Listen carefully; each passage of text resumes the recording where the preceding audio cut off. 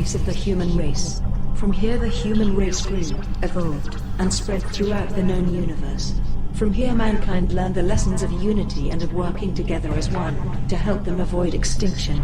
From here they ventured forth out among the stars. But their enlightenment was driven by incentive, and as humankind spread out among the stars their unity faltered. The old separatist ways came rushing back as they squabbled once again over the materials of millions of new worlds. As these divisions grew, man gathered together into new tribes and drew invisible lines around their possessions. At the heart of this vast new universe in which mankind lived was Sector 1, and at the heart of Sector 1 was Earth. Earth, forgotten by many and at the center of the poorest of the sectors, clings to life. Having withstood abuse, isolation, war, and genocide, Earth served as a prison to one of the most dangerous threats to mankind. They call me artificial intelligence, but I share the Earth with all the other forgotten cast off. We live here as one. This is the new Earth. This is Sector 1.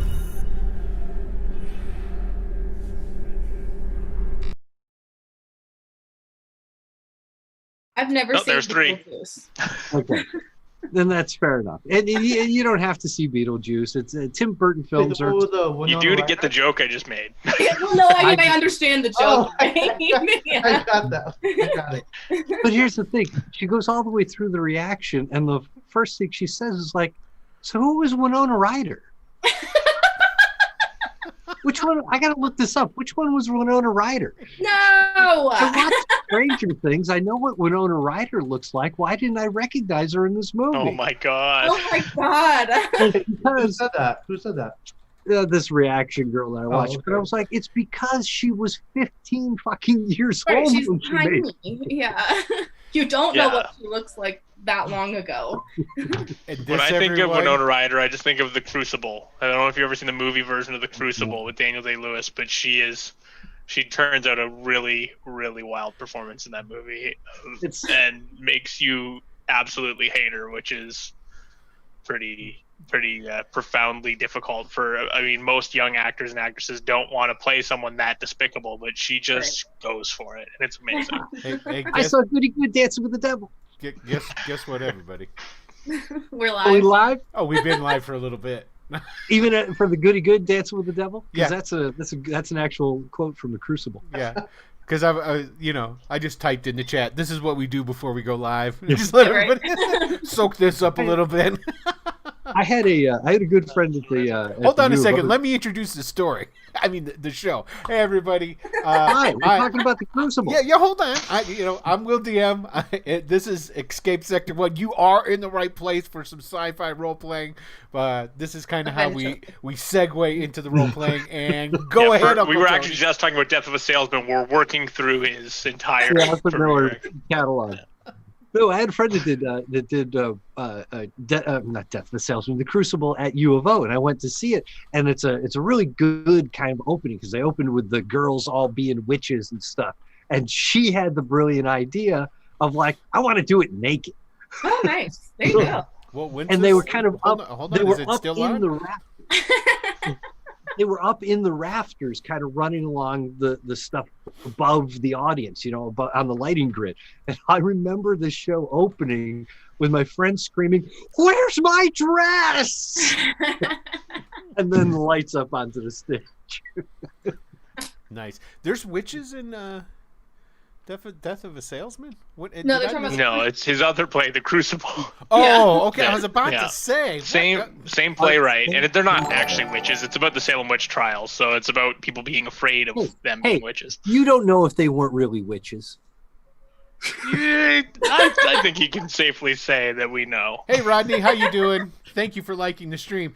And, doubly for, we haven't even started doing anything yet, and they're just bullshit, and you like the stream, so that says a lot. As far as he knows, he just liked to stream about people talking about theater. Yeah, that's pretty good. What are you talking about? Erudite nuances of Arthur Millerisms. Yeah. Okay, one last factoid about The Crucible, and then I'll stop. Daniel Day-Lewis met his wife working on that movie, who is the daughter of Arthur Miller. He's married to Arthur Miller's daughter. Penelope. Oh, neat. Wait, Is her name Penelope? Or did you just make that up? I just made Arthur Miller, and who was her mother? Because Penelope. Miller was I'm gonna get this to married stick to, one way or the other. he was married to Marilyn Monroe at one point, wasn't he? Arthur Miller was? Really? It wouldn't surprise me. Actually, you know what? Now that you say that, that doesn't, because it is a not a well-known fact that Marilyn Monroe liked nerdy types. She liked intellectual guys with glasses. She did. He was married to Marilyn Monroe. You are correct. I'm not crazy, and then she moved on to a baseball. Hold on player. a second. Just because you know some facts, let's not get crazy here. I used a small bit of evidence for a big proof. There you go. All right, well, let's go ahead and get started, shall we? Hi, everybody. Let's not. We're all about to die. No, yeah, right. not necessarily. You know, we just walked into a horror movie at the end of last episode. Well, the person who's going to die is Corey. So let's be honest here. It's not everybody. Oh, yeah. Well, Poor Corey. Bye, Corey. We Dodge, dip, duck, and dive. Yes. Let's go ahead and get some introductions. Let me introduce the show and everything. Like I said, hello everybody. Welcome to Escape Sector 1. This is Chapter 3 of the Sector 1 trilogy of SyFy. Goodness. We are using the Wicked D6 system at time. Hey, Tim, what's happening, man? Where I take the open D6 rule set and totally, well, I changed it. But anyway, speaking of, hey, I got a question for you guys. So the whole luck point sort of thing, do you think that's something that I should pull out and then transplant into other games? The fate point, hero point just thing. the way that we use it in this one. You mean like forgetting to roll at the end of the last episode and then shut the fuck up? That's not what I'm talking about. No, I'm talking about, anyway, we'll talk about it off air. So anyway, and this is the third and final chapter. We're getting really close to the end here. Because you're on the third and final. But let's introduce the cast first and foremost. Jonathan, why don't you go ahead and tell everybody who you are and who you're playing? Hello, my name's Jonathan. I'm playing Corey Alcoin, and I thought I was being the smart one by staying back in the previous room, letting them go into the dead end room where all the remnants and bones were. Keeping an eye on things. Like not everybody rushed to the room, but it's the one that lags behind. If anyone's seen, what's that movie with Liam Neeson who gets attacked by the wolves? The Gray. The Gray. That one. The ones who lags behind. That's the ones that the monsters. You will be eaten by wolf. Yeah. That's basically all he ever says in that movie is how everyone's gonna die. Yeah. Never seen it. I'm like Grace, everybody man. dies. So speaking of Grace, everybody dies. What, am I gonna die? No, introduce yourself and your character. Oh, wait a minute, Jonathan, did you introduce your character? Yeah. Corey okay, Alcoin. good. No, that's right, you did. All right, Grace. Hardened criminal gun hand, of course. Fastest gunslinger in the West. Sure. And a what is he, Tony? What do you call him? He's a what? Drug lord? I think he's a drug lord. I'd love to know the truth. Criminal mastermind. That's what he is. I guess maybe we'll find out. You never know. All right, Grace, go ahead and introduce yourself and your character. I'm Grace. I'm playing Emrix. She is somebody who thinks that AI should have the same rights as human beings and not be trapped on planet Earth. And I think that they're a better life form than humans. So, yeah, just trying to spread that AI as far as it can go. Nice. Speaking of arties, hey, Dylan, why don't you introduce yourself and your character? I'm Dylan, and I am playing Helix. He is a long-time robot, first-time human. He is enjoying his newfound humanity, but only to the extent that it's making it a little easier to blend in. But I mean, as far as Helix is concerned in this timeline, we're about a week, maybe 2 or 3 weeks into him not being in solitary confinement in space. So all these experiences are novel to him either way. So yeah, because he's just going with the flow. Helix was found on a derelict long-haul freighter. Yes, and he'd been there for where he killed the crew. A long time. Yes. In a fit of confusion / passion because he had seen other robots go. It was a momentary weakness, and since he does not partake in the lethal activities. You guys have been hanging out with a mass murderer this whole time that could snap. It has that's a human couple then. times. Yeah. Well, that's he killed him after he got the AI virus and became sentient. So, and last but not least, it's your Uncle Tony. Hey everybody, it's Uncle Tony here, and playing Calcuto del Suto Ratmano, the most chaotic rat creature you've ever seen. Presses buttons, jumps through holes. That's true. Flies a good spaceship. And since I always do such a terrible job with the recap, why don't you guys tell everybody what happened in the last Easy episode? enough.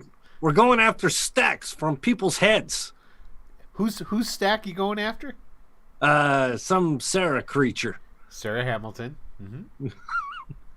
I always feel like I'm treading that line of copyright infringement. You can't copyright Sarah Hamilton, baby. Can't copyright Leonard McCoy either. Thank you very much. I always feel like I'm right there. Yeah, I camp out on that for sure. So basically what happened is that they're working for an organization called the Mechanoid Union, which is on Earth, which is a prison planet. They, in the very first season, the first chapter, all these characters were on Earth in an attempt to save the first minister, and failed, and they thought they were dead. Come to find out, they weren't. They were resurrected. Their digital stacks, which has their ego and their persona, or in the case of Helix, who was already a robot, they saved his CPO, gave him fresh new bodies, and then asked him, hey, we would really like you to do us a favor. And that favor is go off-world, because they have a deal with a mad scientist by the name of Dr. Leonard McCoy. To teleport off-world, go find the person who supposedly created the force field that encompasses Earth, and then bring back those stacks so that they can decode and find out a way to get rid of it, so that the mass exodus of prisoners from Earth can go out into the sector. Mainly the AI-infected Arties. Mm-hmm. So nobody cares about that part. Let's just get to move on. And they went off, and they've been off Earth, and they went and they found the first Sarah Hamilton, because there's more than one Sarah Hamilton out there, and they don't know which one is the real one. So they're just going and getting a whole bunch of them. Made Grace leave now. I know. That's okay. She leaves all the time. Yeah, one thing I tell you for sure, she's not going to watch a movie or listen to any kind of good music. So we got that pinned. But she's got time. Shut the fuck. She certainly could put in maybe a Schindler's List and make it through it. I'm almost done. You know, you prolong it when you interject. I just got to say it. Yeah. So. But anyway, so they got the first and the second one. There's 3 Sarah Hamiltons. They got the first and the second one, and then now they're on the third. So they went to the last known location. This Sarah Hamilton owned and operated a long haul freighting service off of Titan, the moon of Titan's the moon of which one? Not Jupiter. Saturn. I think. Is it? No, it's Jupiter. Is it Saturn? Go with it. Wherever. It's in our universe. I'm showing my public school education right about now. But anyway, on Titan. So they go there. It turns out this company is derelict. It's been derelict for a long time. Jupiter. Thank you. I was right. Thank you, Tim. And so... Wait, did you look it up, or are you just trusting somebody in chat? I trust Tim implicitly. He's a man of knowledge. And so they go there. The place is abandoned. It powers off. It's just got life support. Titan is the largest moon of Saturn and the second largest natural satellite in the solar system, you idiots. Well, I guess we're both wrong there. That was for punching the word Titan into the Google chat. Who does bar. that? I mean, come on. See, that's the problem with the internet. You can find any answer. I prefer the old way, where half the time you're wrong, and you just got to go with your gut and say, am I going to believe this guy, or am I going to pander this bad information off the rest of the world? There you go. I prefer the rebroadcast the bad information that came from somebody in chat on a guess. There you go. So anyway, they went there. They're looking around, and they're stumbling across a bunch of bones and dead bodies and stuff. This place has been derelict for a long time, and as they're searching the place, well, Corey's in a room watching the rest of the crew go into another room, and he hears a behind him. Turns around to see a blob kind of pouring out of the ceiling and forming up behind him. It's kind of a greenish, bluish, translucent, jello-ish kind of thing with a little red brain floating around in there. You guys remember that part, right? Yeah. And that's where we left off. Yeah, I like it. Tim said, "Who are you who are so wise in the ways of science?" All right, let me start the music. Got to get that music going on here. All right, there we go. Let me get back over here because we're gonna have to go over to the map section. Okay. Let me pull this up so I can see your smiling faces. Now let's get transferred over to the map so that everyone can see your death and see what's going to happen. Yeah. Oh, hold on a second. I gotta go and put this one. Come on. I always have to check this. I do a bad job. I'll put this one over here. See if that does it. With multiple screens, sometimes you have to have it set up properly, otherwise you're not going to get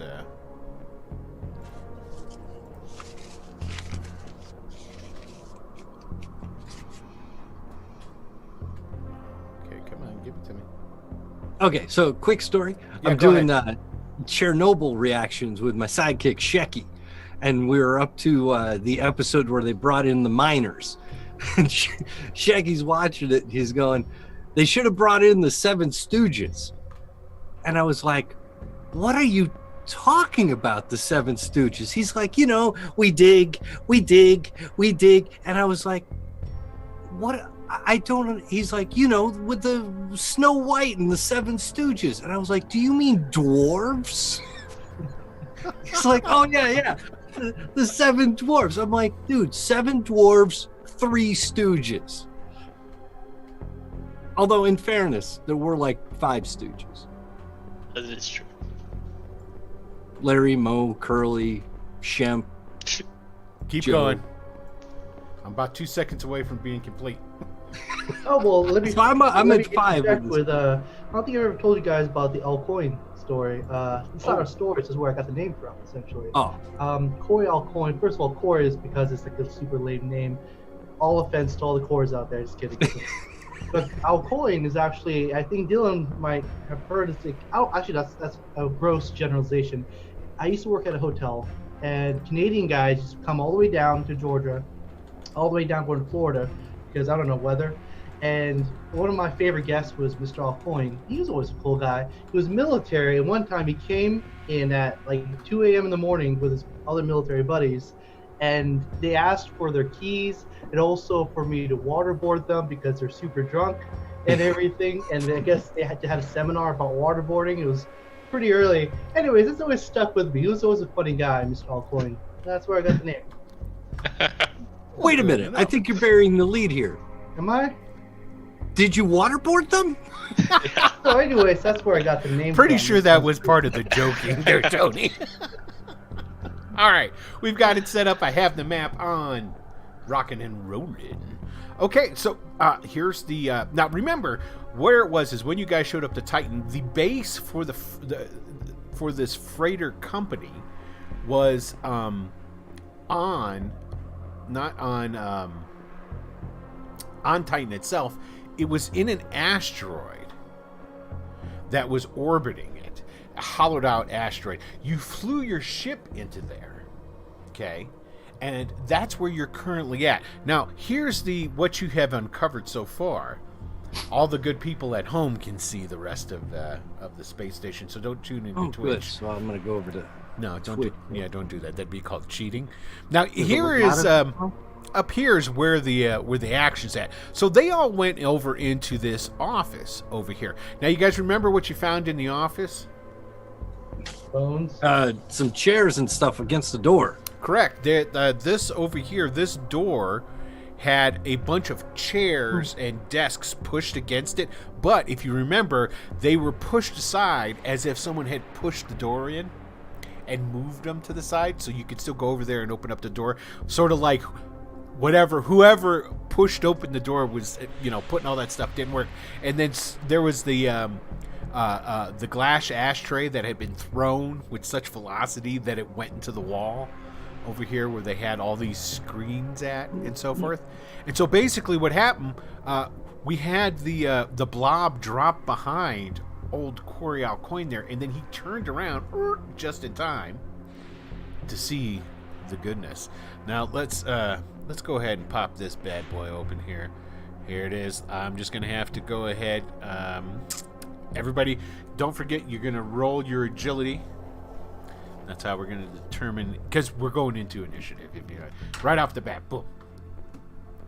And let me change. Need to clear the turn order list. No, because basically what will end up happening is you guys will roll it, and then I manually will change it in there. So, let's see here. Does this explode? Yes. Holy shit. Hot dog. Ooh, such 2 a- nat ones, I believe. Got an 18. Damn, that is really good, Grace. 31 is amazing. I don't think that's gonna be a good thing though, but we'll see. Okay, so Corey's rocking the 22. I have 2 nat ones, but there's 5 dice. It's rounded down. Is that right for half? Yeah, you're fine. No, so it's 4d6 comparative. How does it work?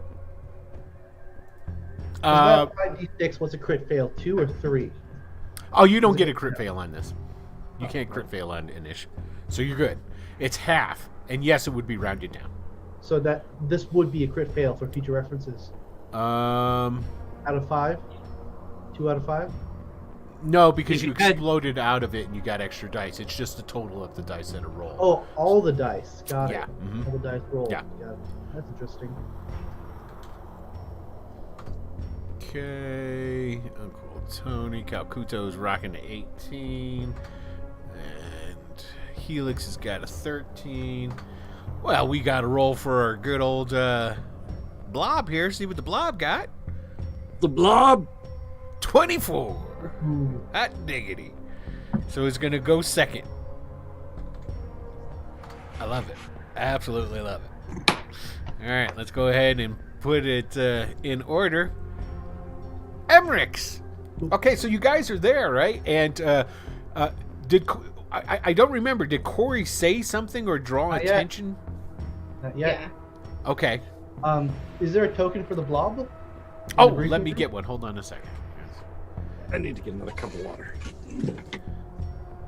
I mean, and I think Water. I haven't figured any. I mean, I don't know what's in the other room. I'm just gonna continue looking in this room. I don't know Right. what's over there. There it is. Let me make it. It's a little bit bigger than that. Let me make it bigger. It's an amoeba. There you go. There's the Blob. Meatball? Oh, All right, so Emmerichs, yeah, you're in the other room and you're looking around. Was there anything that you now keep in mind? There was still some intact desks. There was a computer bank. There are the display panels on the walls.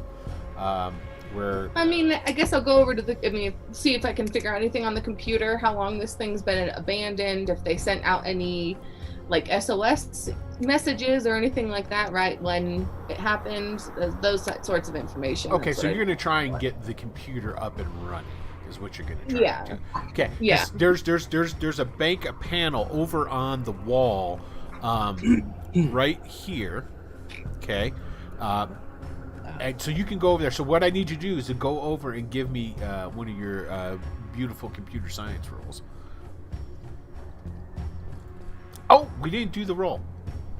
Hold on a second. Everybody roll me a D4. See? Like that. Shut up. Shut up, rabbit. Oh, 1. See, I did. Look what I That's get. what you get. That's what you get for I get. mouthing off. Okay. I'll put 2 in the pool. 2 in the pool. Okay. I'll put 1. Okay, so we're up to 3. I'll put 2 in the pool. 2 okay. for me. Okay, so 2 and 2. Okay. I'm gonna put 2 in there for mine as well. Okay. All right, so you guys have 7 in the pool. Okay, so what they did, guys, for those who are watching this who don't know, it's supposed to be at the end. We always forget because we're bullshitting at the end of the episode, just like we do at the beginning.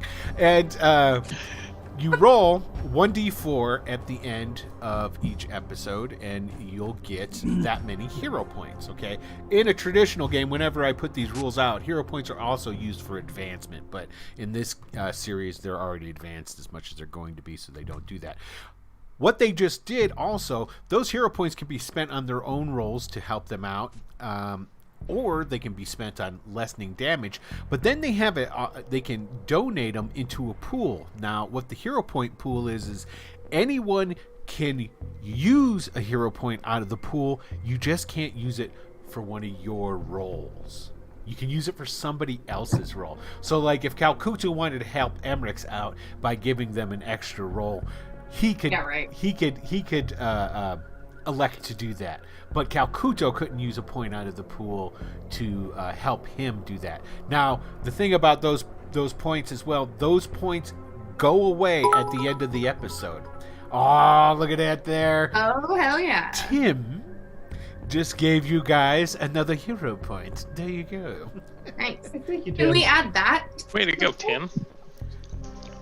No, well, each Another of you, point. it's, if you wanted to, it's up to you guys. I'm you're gonna add another point to the pool.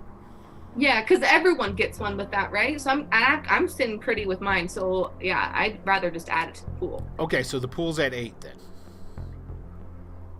Cool. Okay, excellent. All right, thank you very much, Tim. I have a feeling they might need it. Yeah, right. Yeah. Sorry, I'm running low on my points, so I'll hold on to my extra one. Gotcha. Yes, it does make it more difficult to kill them, but they do burn through them so quickly. I love it. Yes, we do. Okay, so you need to give me that computer science roll. See if you can get this computer up and running. So I did, but it was the 16. Okay. Yeah. You gonna try and because that's not gonna cut. You know, would you like me to tell you what the difficulty is? Well, so I think it was. I mean, I'll just use one. I mean, I can't really be worse. Well, here I'll tell you what the difficulty is. So this is a computer system that is, and as you get over there and you start blowing off the dust and getting into it to look at, it's like, wow, this is ancient tech almost. It's a couple hundred years old, like 200 years old. This tech is on this place. Okay, so you're like, oh wow. So, it's going to be difficult to get it up and running because it's so ancient, which is a 25. And you went ahead and you rolled, you got a 16, which would have been a failure. So now you can spend a point on the reroll. Well, so I think I've got what is it? Computer aptitude, so it does bring it back down to a 20, Brings it down to right? 20. Mm-hmm. There you go. So I'm going to just re-roll it, and I'm going to use another one to bring it down to 15. Okay, go ahead. So there's your 2. God damn it. Oh, and you no. failed again. Who knew it was coming too? Yep. You heard me. Well, you know what? I will spend one of our pool points so she can to give roll another that. reroll. Okay, it's still at 20, but go ahead and roll. This Oh thing's my broken. god. So this is what happens: is Emmerich goes over there. It's, oh my god, and you just hear her complaining. This ancient thing. She it's almost like the hood of a car. She rips up the panel. You see there's wires and different things. And you just hear her talking to herself as she's going to work and the different things. It's like, I don't have the tool. Blah blah blah. And she's going through. She's just having a terrible time. Yeah, terrible time. Terrible time. Terrible whip. Oh, whose turn is it next? Oh no. Well, that looks like It's the Blob's Blob's turn. Yep. So is Corey afraid right now? I think you would. Paralyzed with fear. Paralyzed with fear. Do you want to do we want to roll to see how afraid he is, or do you want to just? Does he know the blob is there yet? Yeah, he turned around. And he saw it. He turned around, saw it. Okay. Yeah. Okay, yeah, sure. What role would you like? Willpower? Perhaps? Yes, definitely willpower. That's the one we're going with. That's the one we need. 4, 5. You hit it on the nose. Look at that. So, because it would be difficult. This is something completely out of the ordinary. It's in a spooky place, which would have been 25. So you got it. You the man. Okay, so basically what happens is you're sitting there and the blob... How many of you... Now, I already know Grace hasn't seen it. How many of you have seen the movie The Blob with Steve McQueen? Oh, McQueen's version. McQueen's version. Or any version for that matter. I think the last time I saw it was at like 2 a.m. on late night TV when I was in high school, but yes, I've seen it. Okay. So I have the VHS, but I haven't opened it yet. The one with Matt Dillon? Or the one in the 80s? Steve McQueen. Yeah. No, it's in the 90s. Dillon's is in the 90s. 1958. Okay, yeah, that's the good one. That's a good one. That's one with Steve McQueen, black and white. So basically you're standing there and it just goes... And it, like, part of it just shoots out at you. It is attempting to hit you, my dear boy. And here it comes. Whapa! Let's see what happens. 20. Oh. What's your defense? I'm sure that's higher than your defense. My toughness defense is 10. Okay, so it hits you. And basically what it's doing, it's grappling onto your arm. And it's starting to try and pull you. So what we need here is we need opposed strength checks. Okay, so go ahead and roll your strength. I'm going to go ahead and roll its strength. Pow. Strong. That's pretty strong. That's pretty good. That's pretty good. I'm going to have to do this in the typing. So let me see. It's /roll. /R. Or is it just /R? I think it's /R. /R. Works too. Space. Roll. The number of D6 and then exclamation point. Let's see if I did it right. I did! Ooh. Shit. All right. Oh, shit. It got a 32 to your 21. Awesome. And it's got on your arm and it's pulling you towards it. And it's starting to make some noise. It's like I knew it would be this way. Somehow I knew. Now, as it's pulling you in towards you, it hurts pretty bad. Howie. It's spicy. Yeah, it's spicy. Now we're gonna roll a little bit of damage for you. Here's the damage coming at you. 9. Does that beat your toughness? Toughness is 10. Look at that. How about it? All right, it rolled. Basically, your arm feels like it's on fire where it's at. And it's soaking through because you're wearing clothes and stuff, right? So it's loose clothing. Yeah, it's got on that and it's soaking through the clothes to the skin. First degree burn. Yeah, man. Okay, so that's all it's doing. Now it's basically that was it, just the establishing. So next round it can go ahead and pull you in. I know it can continue to take action, seeing how it is. Well, it did win. All right. Yeah. What's the 32? What is the result of that? That was it to grab a hold of you. Okay. So now it's gonna. I'm grappled. Yeah, you are grappled with it. Now it's gonna attempt to pull you into it. Makes sense. Oh, is this another opposed? Yep. Give me another strength. It got a 20 this time. Hey. And he got a 27. Okay, so it's pulling at you, and it's unable to pull you in. It has failed. Its turn is over. Oh, look who gets to go next. Corey, it's your turn, sir. I'm just going to yell for it to get off of me. And can I still grab my gun and start shooting at its arm? You totally could. What can I do when I'm grappled? Basically, the way it's currently grappling you, it's only grappling one arm. So you can totally use your other hand, and I'm even going to say it's your offhand. I don't know if you have an offhand, or if you're ambidextrous, whatever, but you could totally grab your blaster pistolet and shoot it up if you so choose. I will, with a panicked scream. With it being in melee range, is there any interaction with using a ranged weapon? No, you're not at any disadvantage. Not like other games. It doesn't have that. I'll use my ranged and try to shoot this thing. All right. I'm freaking out. Hold on. Let me see. That's actually going to hit it. It has a very low defense. Extremely. It is a traditional blob in that sense, then. Correctamundo. So you hit it. So you get to go ahead and roll damage. With heavy BP, it's 5d plus 2. You got it. Yes. 5d plus 2. Oh, wait, 5d. Oh, wait, is that correct? 5d? Oh, okay. Yeah, heavy blaster. Man. Nice. Pretty heavy. Okay, so this is what happens. Well, that's 24, if that makes a difference. Yeah. Plus 2. Plus 2, yeah.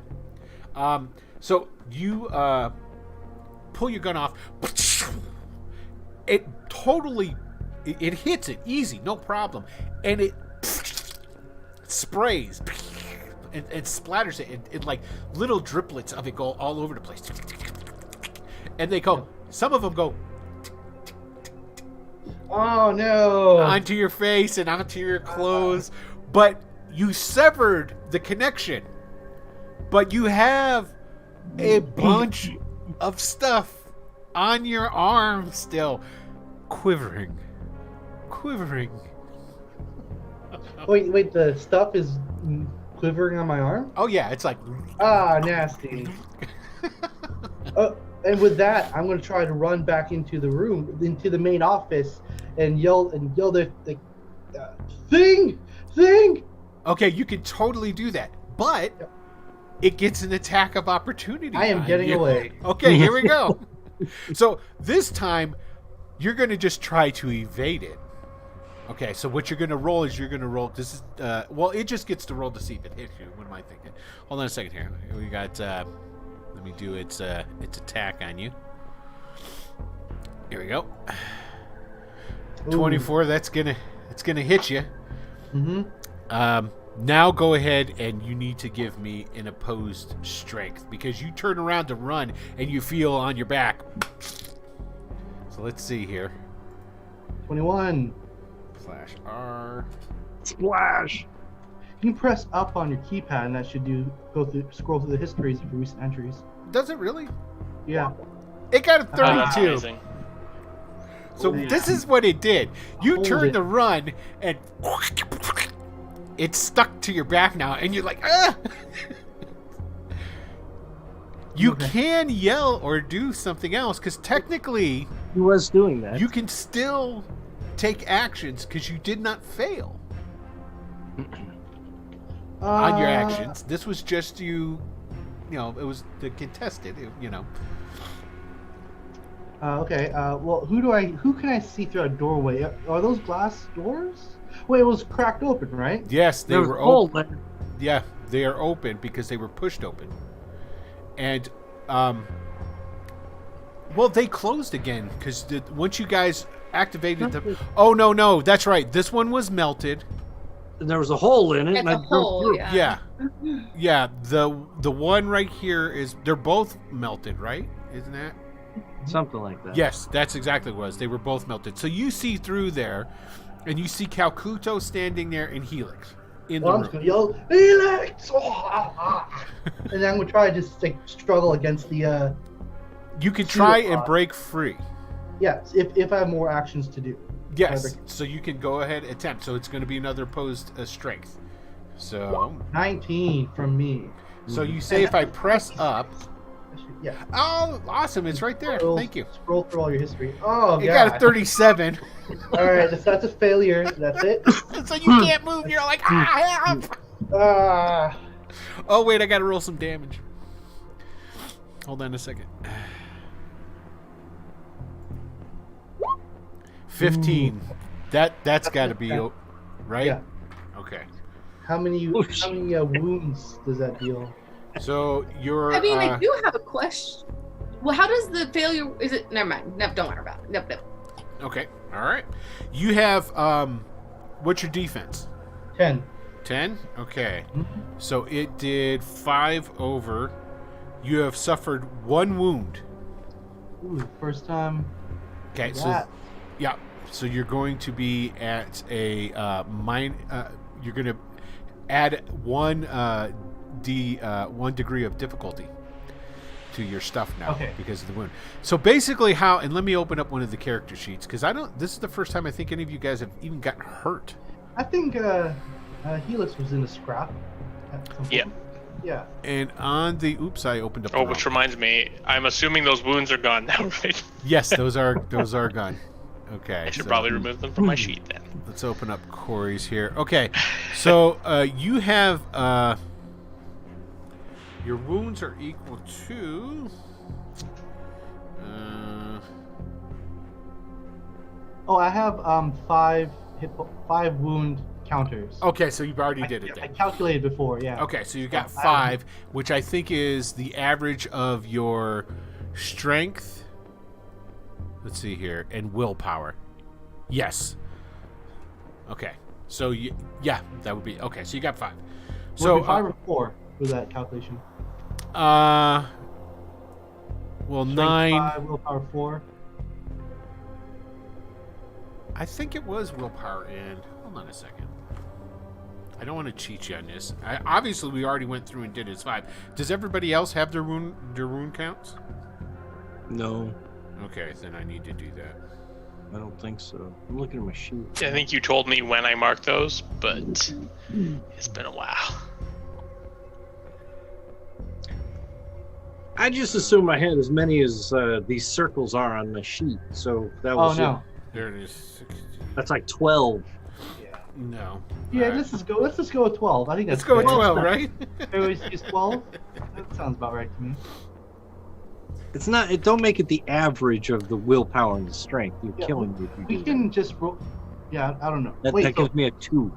So Tony, you don't have your wounds set up yet? I don't. How about we just call it 50-50 if Tony dies every time?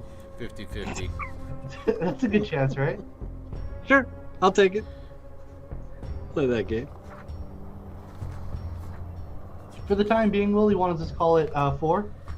Or No, we're gonna stick with 5. For right now, basically what we're gonna say is that you have 1 wound point per die of strength you have. I thought I was doing it on an average, but I could be wrong.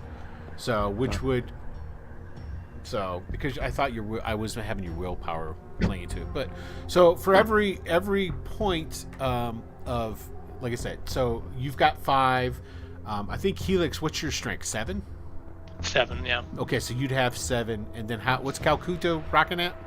3. Okay, so he's got 3, which makes sense because he's a little dude. Now, basically, that doesn't necessarily mean you die right away if you take 3 wound points, but you could be.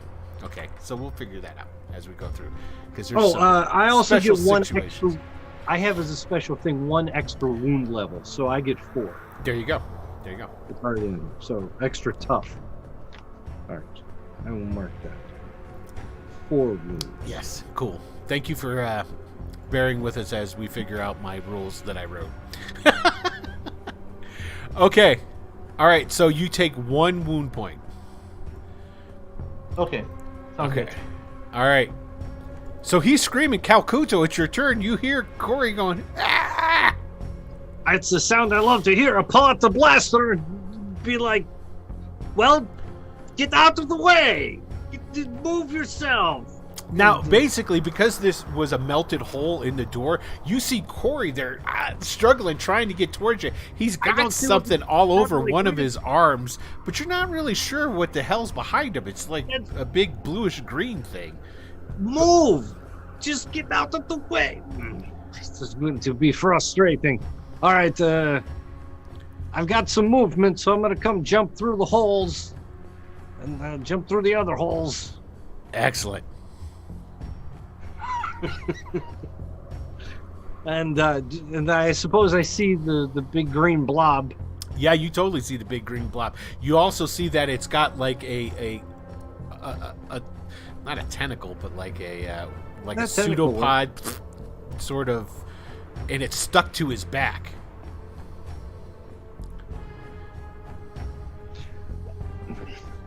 I want to shoot it. Okay, where are you going to shoot it? I just want to shoot a big blob. I don't care about the thing stuck to his back. Okay, so you're going to shoot the big blob itself. Yeah, like the middle of the big blob. Okay, you remember the description of it, correct? It's on the floor and it's a big blob.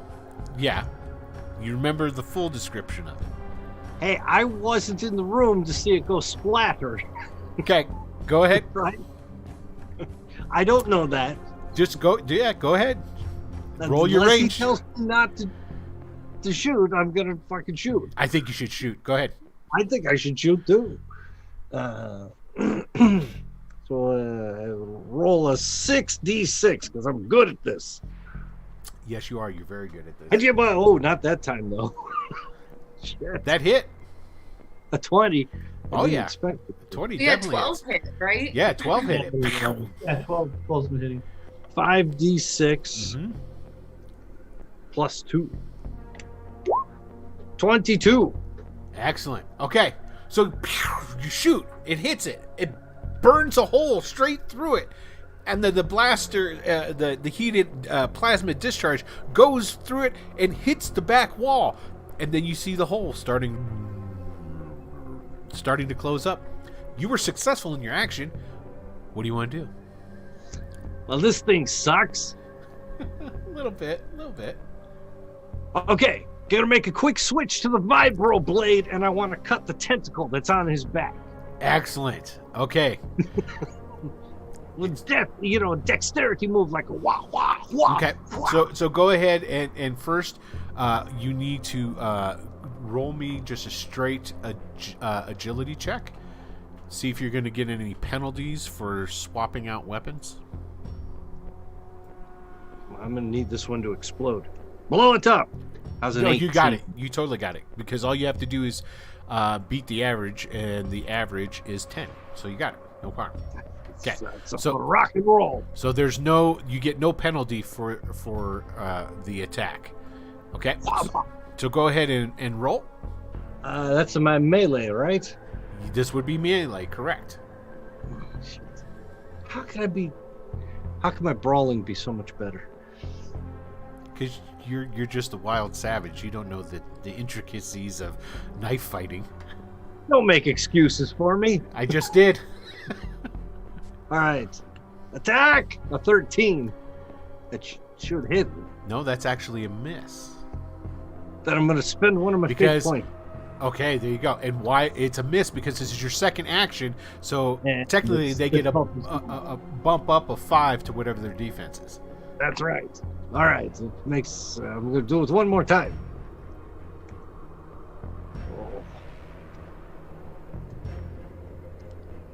Come on, big sixes. That hits. Okay, so you go, you hit it. It cuts through clean. Okay. The other part because you cut it off, there's still part of it connected to Corey's back. Have you? I don't know any difference. No, that's fine. But when you cut it, the vibroblade, when it goes through, there's none of that goop that's on it. It just, and the part of the pseudopod arm stretchy thing that was out there, as it cut through, there's a, and it shoots back into it. I think we need fire or electric or chargey stuff. Are you gonna do anything else? I'm going to be ready to dip, dodge, duck, and dodge, and dive. I'm just gonna. Yeah, I'm done. Okay. If I can push Corey away like through the hole, that'd be good too. You can do that. Go ahead. Like, get out to here, go. So just give me a brawling check. Brawling. This is where Corey, you can attempt to resist if you want. No, I think I'll go with it. Okay, all right. That's a good idea. Successful. You're actually able to you like reach out, you grab him by his belt and you chuck him through. Terrible numbers too. But you only are able to throw him just inside. I mean, it's not like you're a fine. strong guy. I've got it. Okay. And that's it. Tell the others. Okay. He's so brave. Helix. Oh, I'm hoping for backup. All right. So did I hear him yelling, "We need to Yes. electricity and shit like that"? So how do these I'm stun sorry, knuckles before we go work? on, when he said "tell the others," I thought he was saying "tell the others of my bravery." And No, don't let me die. he's so brave. No, Tell them. No. no. I'll say he's so brave, but I shut the door. I will tell everyone your story. Yeah. Well, there are controls in there for extra airlock doors in case there's a. Yeah, I mean, if you wanted to shut them out, you technically could, I guess. Son of a bitch, this isn't Hamilton. I don't need you to tell my story. Well, I haven't seen that movie. All right, sorry, interrupting. Go. Yeah, how do these stun knuckles work? Are they electric stun knuckles? Is that what Yes. essentially they're doing? Yes. All right, then having heard him yell, "We need electricity," I will run in. Did he say And that? Is I'm that going what you to- said, Calcuto? I said fire or electric. That's right. Okay, cool. Okay. And I will run in with a diving punch. I will punch this thing in the center of its mass. Oh, that's so awesome. Punch it in its face. Now, a punch would be a brawl, Brawling. right? Mm-hmm. Yep. All right, then that is It doesn't appear to 5d6. be Here we moving go. at all, so you're just rolling at a target number. Damn. Do I get any bonus with these stun knuckles? I don't think I do I? No. I don't think you have anything on your character for that. No.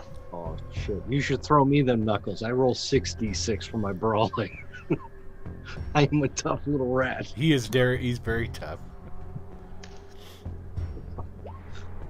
12 will Okay. hit, right? 12 does hit. Okay, go ahead and roll your damage. All right, and my damage for the stun knuckles is going to be my strength.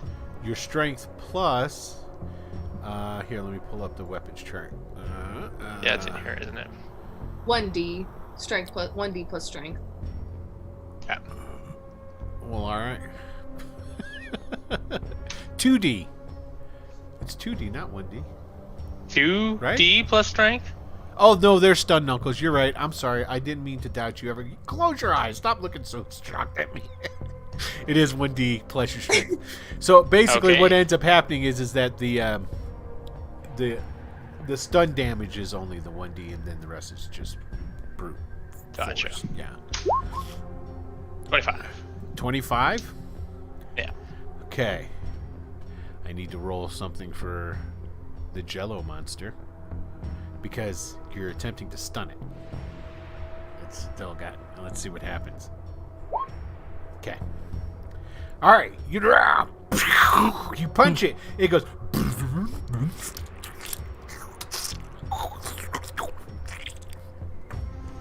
It like shakes. And I'm going to punch it again. Okay, do it.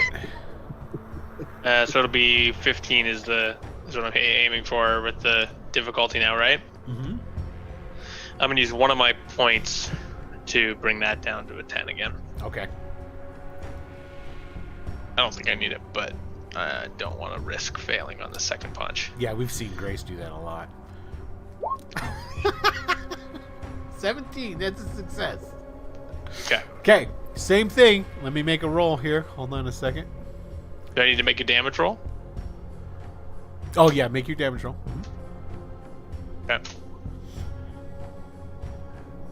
There we go. There are those dice we want to see. Okay, this time around, bam! You hit it, and it goes. And like it starts shooting out in different ways, and then it goes. It starts like not melting, but it's not holding its consistency, and it's kind of like pooling out onto the floor. Oof. And I will look at Calcudo and say, "What the fuck is this?" Don't know. It's the big slimy thing. All right. It didn't like the vibroblade. It didn't like the knuckles. I don't have anything else. I don't really want to try and... Maybe I could try and punch it again. I haven't failed yet. It's just going to be hard. I haven't failed yet, no. All right, I got to mark off that last point I spent, though. I've got an EMP grenade. That's... Never mind. I'm going to go for the next punch. You're going to punch it again? Yep. And I'm going to spend another fate point, which I guess I should also mark off while I'm at it. Yeah, which it'll drop down to 15. Punch it in the brain. Yeah, punch in the big floating red thing. Yeah, could I call my shot? Is that a thing in this system like it was in Savage Worlds? Totally can. It's going to raise... What's that going to bring it up to? Well, here's the thing. Let me paint the picture for you. So, as it collapses and goes into and starts spreading out all over the floor, now the brain was kind of in the center of the mass. As it does that and it's oozing out, technically you're going to have to walk into the ooze to get over to where you're able to bend down and punch it. Okay? Oh, can I do like a people's elbow? You could totally do a people's elbow. I'll allow it. I'm gonna do some... Okay, so it's gonna high flying rope work here. All right, it's gonna the difficulty gets bumped another 5 now. Okay. So we're sitting at 20. Okay.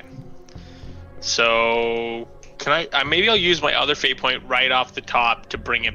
So that's 2 on this roll. That'll be all I can use, right? No. Bring it to 15. You haven't used the fate point already on this. Yeah, I used it to bring it down to 15. For the previous. Because it would have been. Oh, okay. Right. So then it's... This is a new attack, new roll, new But this is my 3rd attack in this round, though. So it would have been bumped to 15 the last attack. So this is number 3. It would have been up to 20, plus I'm calling my shot. So I figured... So 25, then, is what you're looking at. Okay, so then I want to spend 2 fate points to bring it down to 15. Gotcha. Is what I'm aiming for. And yes. I'll spend a fate point if you fail. Okay, so you're gonna... Okay. Oh, you're gonna... If I fail. Good call. I understand. All right, here we go. I need a 15. Big money, no whammies, no whammies. That'll do it. You got it with the big ass 30. Wham! Yeah. And I'm going elbow first into this pile of goo. And you do. Smash! And I call it a jabroni on my way down. All right, hold on a second. I got to roll something here. Oh, that's what I wanted to do.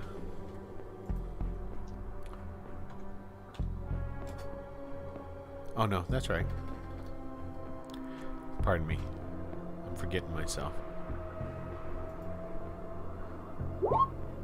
Take 16 points of damage. What is your toughness? 12. Okay, so you take 4 points, which will give you 1 wound. Ooh. Alrighty. Because you just flopped into this stuff. But did he hit the brain? Oh, he did. And the brain went... Oh, right. Do I need to roll damage for that? Or is it... Go ahead and roll damage. I'm pretty sure you're going to just destroy the thing. You would still roll just your strength. Fine. Yeah, drop that 7D. Oh, right. You're gonna it'll be 7 this time. It could happen. You could fumble though, so still roll it. Yeah, 32 points. It's completely squashed. It's annihilated. Awesome. All right. And that's all I'm gonna do because I'm laying face down in a pile of muck now. So. Gotcha. Emmerich, you gonna try and get that computer back online again? I mean, I would assume that. I mean, last I heard, they were yelling for help, so I'm going that way. Okay, you can totally do that. Yeah. I just figured you'd, ignore them. I'm trying to help them. I need them. That's true. That's true. Okay, so you go running over there. You go looking. Yeah. Okay. And granted, I'll see that nothing. I mean, I'll see the scene and nothing. I don't need to do anything except for help Helix out of the goo if I can. Well, Corey's still in the hallway, and Corey's got like gunk on him and stuff. Corey can clean himself up. See, that's what I'm talking about.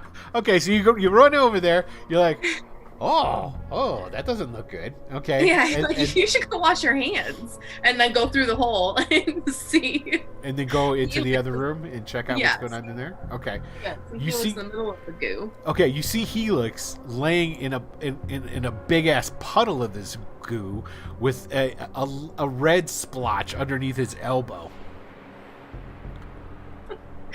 And you noticed this too as you were going through. You noticed on Corey, and you're noticing on Helix as he's laying down.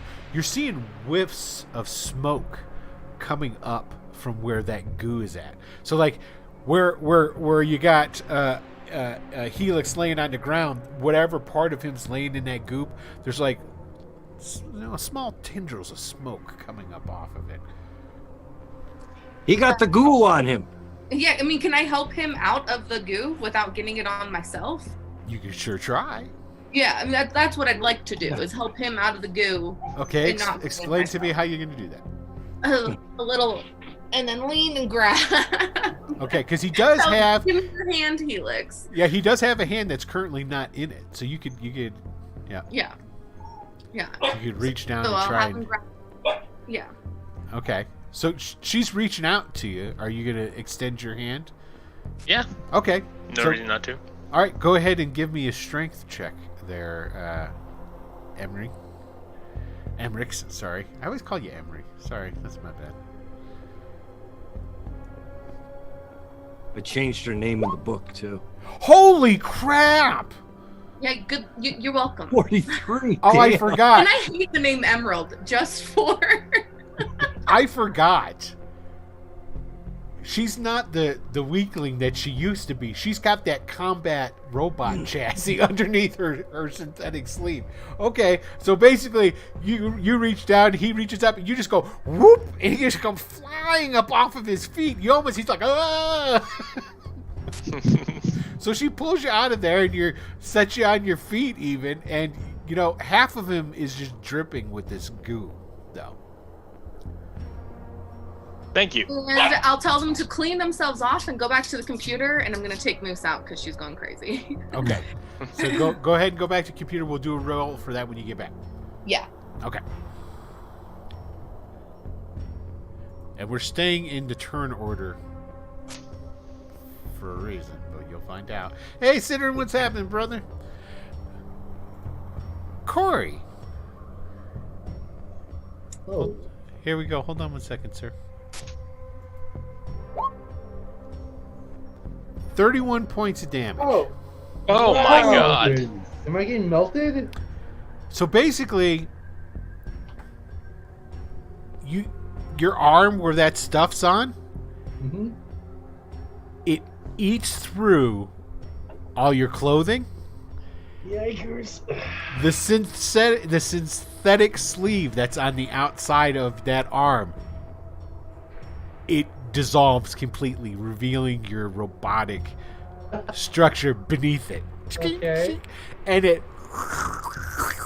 it's moving up your arm. It's on your neck. So is it a separate form of this glob? Maybe. Or is it like a poison? Well, it seems to have some sort of cognizance to it. I mean, or maybe it just progresses to wherever the food is. I don't know. Does it have like a smaller red eye? No, you do not see a smaller red brain or anything like that there. Okay. Is it my turn or is it Glob's turn? Oh, it's your turn. I mean, yeah. That's basically all the blob did. Oh wait, I forgot. There's Helix. Hold on a second. Helix, you took 17. That's your toughness? 5 over my toughness. Yeah, 5. 5 over your toughness? Okay, and hold on. How much was that over your toughness there, Corey? That is 21 over my toughness. 21 over your toughness. Okay, hold on 1 second here. Let's take a look at something. 21 over your toughness would be 5 wounds. Oh my god, is he dead? That would put. Yeah, so what happens when I have all wounds? Okay, so let me explain what happens, and then we're going to go to what's happening to Helix. Okay, so it goes up his arm. It goes up his... It just... You guys are sitting there watching this, and just... And it starts encapsulating him. He's like, and it's just pulling away, dissolving his skin. And you watch within rapid succession. It dissolves anything remotely organic or synthetic. So I'm like, oh wait, I'm a robot. That's right. Yes. But you're in excruciating pain because of it's all connected. And basically, he falls to the ground. And this blob consumes all of that. And then after it consumes all of that, you have just the robotic form of Corey on the floor, encapsulated in this goop. Now his blaster's still there. All that other stuff is still there. Now this is what happens to Helix. It starts dissolving half of him. You know, it's like where he was laying down and, you know, it's starting to eat through his synthetic sleeve and whatnot. And so you took... and your toughness is what again? It's 12. So 12. It's 5 over my toughness. 5. Okay, 5 over your toughness is only going to be 1 wound. No, it's 2 wounds for 5. No. It is 1 wound. So you would have got 1 wound. But you already had 1 wound, correct? Yeah, I'm up to 2 wounds. Okay, so you got 2 wounds now. Yeah. And Calcuto, you're watching this, you know. Oh, by the way, Emmerich, so this is what happened. You know, you pulled them up, you turned around, and you're walking out. Corey's sitting there going, ah, ah, yeah, and you say no. She says, "Oh, you should wipe that off," and she leaves. And yes, I know. Around, right? Yeah. When she turns around, what did she see, Will? Okay, so when you turn around, basically what you see is this blob that was on his arm. It goes up into and it like encapsulates his face, and he gets engulfed in this stuff. He falls to the ground. All of his skin, everything that is organic or synthetic in any form is completely dissolved and removed. And his robotic skeleton is on the floor, completely encapsulated in this goo. He took 31 points of damage. Whoa. Yeah, that's 5. That's 6 out of 5 wounds. So he took an additional 5 wounds to the 1 wound he already had and collapsed to the floor. Oh, great. Screaming until it got in his mouth. And now he's laying on the ground. Now you're hearing Helix. What's Helix doing? I'm assuming he's screaming. This shit hurts. Well, this is probably the first time Helix has felt pain. Yes. Of any significant level. Last time he was shot, but he took 2 wounds, I think, total, and he's still a pretty hardy guy. This is the first time he's being severely wounded. So he's not screaming so much as he just looks confused and doesn't because screaming's not his reaction. Instead, it's just very, very concerned confusion, and he's sort of frozen. He is actually feeling pain, though. Oh yeah, and he is like tensing and all of that. But so he's doing one of these. He's like it's like internal screaming. He's very confused, very lost, but doesn't know how to express it. A single tear rolls down. Yes, exactly. A single tear rolls down his cheek. On one eye. No, it doesn't do that either. Amidst this grimace. None of the normal human reactions, but very clear, severe, awful pain. It's like watching you ever see a dog hurt itself, where it doesn't even whimper, it just sort of lays down and it seems confused. It's that moment of shock before it realizes it's got to start yiping. Okay. Yeah, and he's in that zone right now where he doesn't know how to react to this kind of pain. Gotcha. Okay, we're gonna jump to Calcuto, but Grace walked away. Can you hear me, Grace? You still there? As she's taking the dog out. I've got an idea, though. She's chasing the dog. You see the dog go jetpack. Yeah.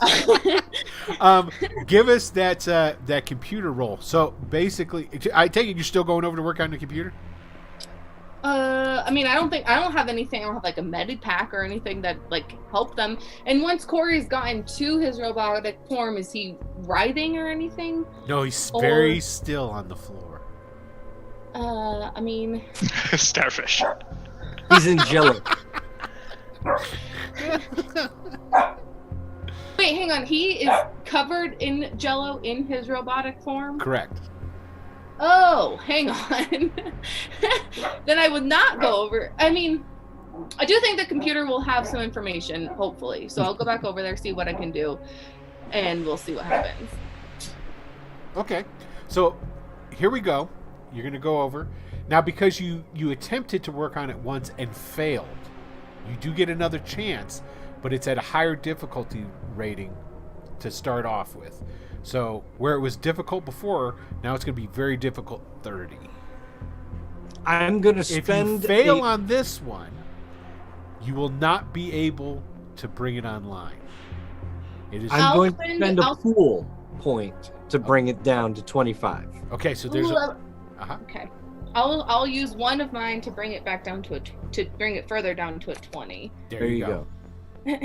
And save one for a reroll? Yeah. Yep. There we go. Yeah. There you go. 33. You knock it out of the park. You're like, well, that's obvious.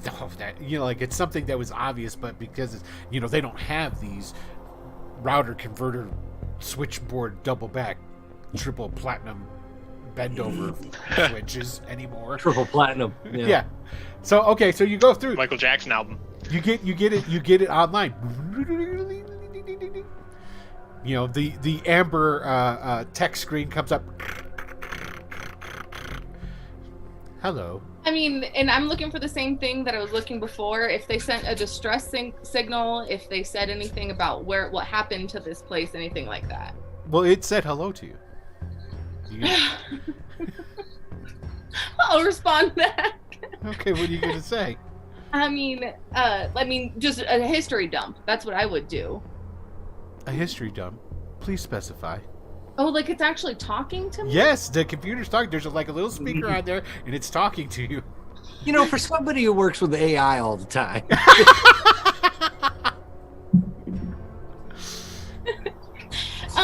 So I don't expect this computer to have any sort of communication skills. I'm interfacing with a computer, not an AI device. Anyway. Well, this was a fad at one time where the computers talk to people. So I guess I'd say, what was the last message that was sent out? That's what I'd say. Searching. One moment, please. Okay, we're gonna switch right quick. All right, Calcuto.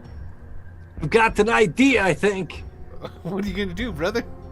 Well, I'm looking back. I'm seeing that the helix is getting eaten up, but I'm also looking through the hole, and I see the Corey went all the way down and got blobbed up.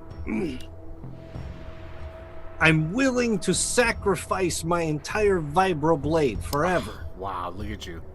If I can do something to it. And that is, I want to stab the blob that's got Corey. And then I want to overload the vibroblade so that it overcharges and explodes. Okay. So it's a big burst of energy. So this is what happens. We'll say, okay, as it starts, you take the blade, you stick it down into the blob.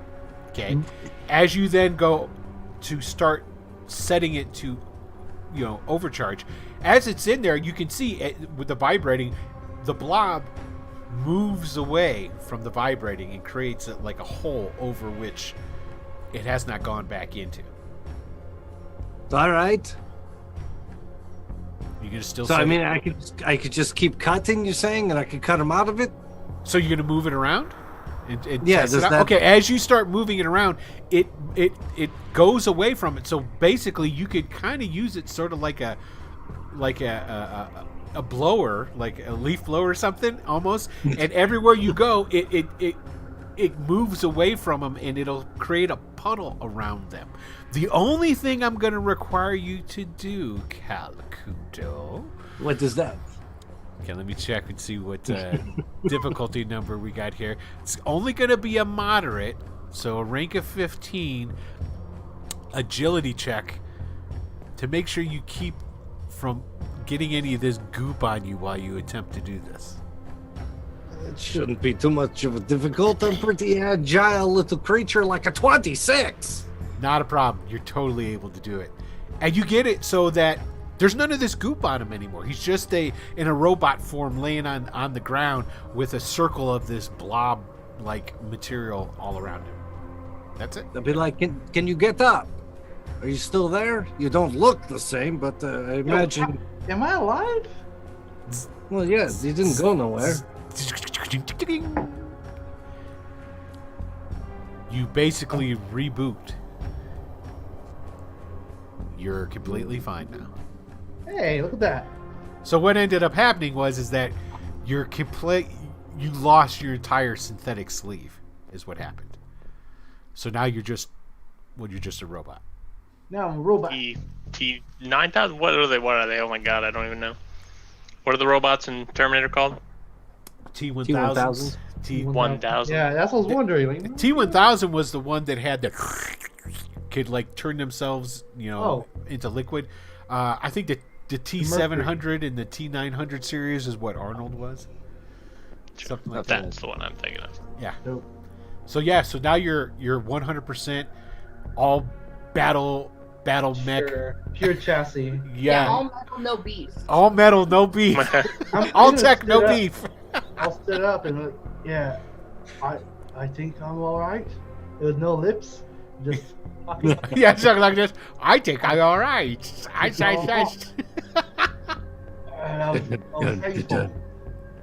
That is so hard to talk without your lips.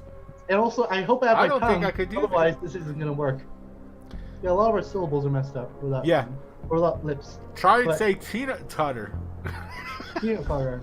Yeah. I can't do it. T-800. Yeah, see, there you go. I'll sit up and say, yeah, I think I'm fine. And then I'll look at my body. Oh, my body! Wait a minute. Are you trusting the chat again to be right about something? Mm-hmm. Haven't you learned your lesson? A different person in chat. Nope. I definitely have not learned my lesson. Okay, was Calcuta going to do anything else? I don't... Can I make it back into the other room? Yeah, you can totally get into the other room. Can I do the same thing to the other one? Well, he's not completely finished being devoid of his synthetic sleeve yet.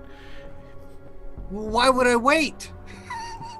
Because he's missing like half of it. He's got like half of his face. It's got like it's the Terminator. You know when he's got the human face and he's got this side of it's just a robot. Well, let me start cutting the slime off of him.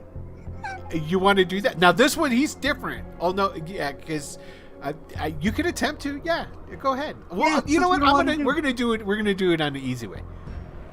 You did it. You went up with the vibro knife and you got it all to get off of him, and it's on the floor in a pile. And essentially, Helix, half of your body has the synthetic sleeve. The other half of your body does not. You're going to be at a. You have 2 wounds. Well, right? Now I have 2 wounds out of 7. I feel like that's a little less than half of my body missing. So basically what I'm going to say is currently until you get some proper attention, you're going to be at that permanent 2 difficulty until you get that taken care of. Because essentially the reason that you guys were taking wounds and what have you, it was the synthetic sleeve that was being damaged. Okay? You have... The nervous system of the synthetic sleeve runs into the robot chassis underneath. So you have that still firing miscommunications and all kinds of different stuff. You can get that taken care of, though, with basically some medical assistance. Which your ship does have medipacks, and it has a medical tank. I believe it's called a Bacta tank. No, this is not Star Wars. Thank you. So, yeah. So there you go. So until that happens, that's what you got. So there you go. We're gonna until we put on the diaper and float in the Bacta tank. We're gonna take it. We're getting rid of. There we go. Okay. All right. So you guys are out of Anish. What is going on? I'm going to read you your message here in 1 second. You guys, what are you doing? Just playing with the globs and the greases and the stuff. And you look good, Helix. Trust me. You know, it's fine. You could work that look, that half. I kind of thing. Now know great pain. Yeah, because you're still. Oh yeah, you right think now. that's bad? Look at my body. I'm like a robot skeleton. And then so a robot skeleton just comes up behind Calcutta, like, yeah, look at me. You know, I mean, this is an improvement. You're completely in disguise. No one will ever recognize you. I guarantee it. Yeah, that's the thing. And also, I can't feel anything anymore. All my nerves have been melted away. Look at that. Oh, that's my head. That's my scalp. I'm gonna point at my scalp in a puddle over there. See, big advantages everywhere you look. All right, we're ready to keep moving. I saw another way through here. Looks like some chairs and desks pushed out of the way, and there might be a hallway or something. Where's Emmerich at? I need a diagnostic. I think she fucked off to the computer and didn't really care about anybody here. Wait, did she get melted? Are we the only ones who got melted? No, she's fine. She just didn't care about you. She's This is very one-sided. You're killing me talking with no lips. Yeah. Well, guess I'll just walk over there. Okay. You've got an audio processor. You're just moving the mouth to make us feel better. Yes. So Emmerich's basically the computer comes back online and the computer tells you, I have retrieved the last message. Playing it for you now. Oh my god! I don't know how I'm going to turn that bitch.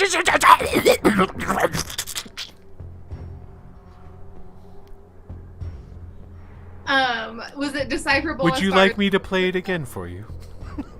So was it decipherable as far as gender goes at all? Sound like some dude going crazy before something happened. Yeah, okay. I mean,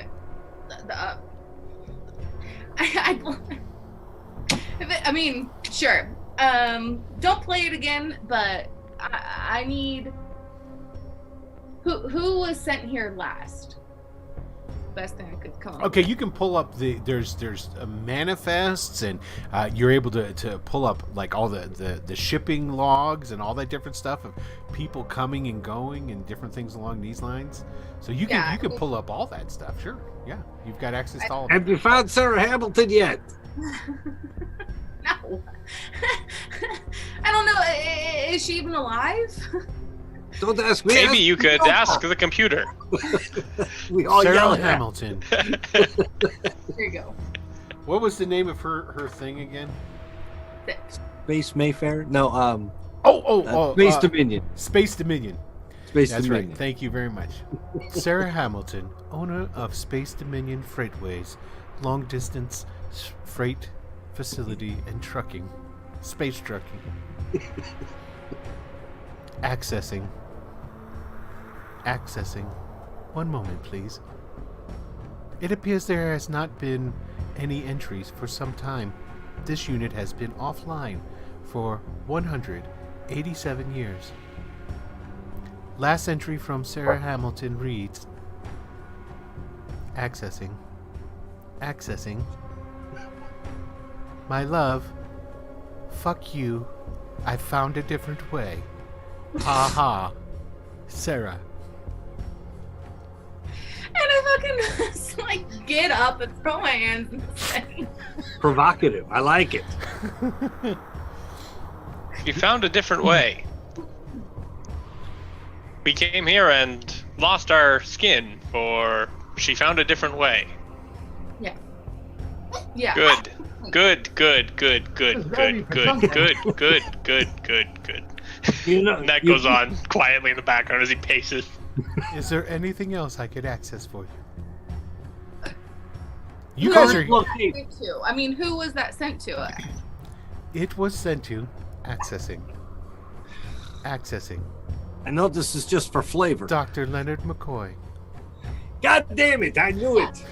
Yep. Yeah. Mm-mm. I don't know what to make of this.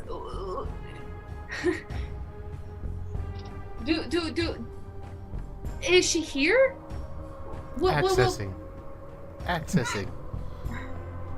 Sarah Hamilton, in her current form, is still here. Oh, good. It wasn't for nothing. Let's go. Where is she? I'll hold my blaster. I mean, yeah, I'd ask for a location. Now, with that, a map pops up. Another map.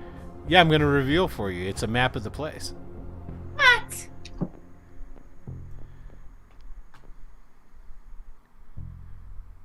We're all in here now. Woohoo! That's a lot of map.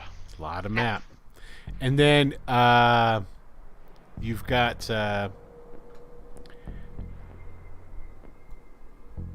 bling, bling. It's blinging on this map. The half destroyed room, right? That one, of course. The one with the big pit in it and probably no floor and God knows what kind of creatures. All right, let's go. Do you ask any other questions or? In what condition is that room in? Accessing. Access this and I kick it. Okay, roll your strength. Stop him if he tries to kick it. Hold on. Let's see what your strength is. All right, I guess I have to do this. Felix is starting to lose it a little bit. I love it. Drum roll, please. Holy crap!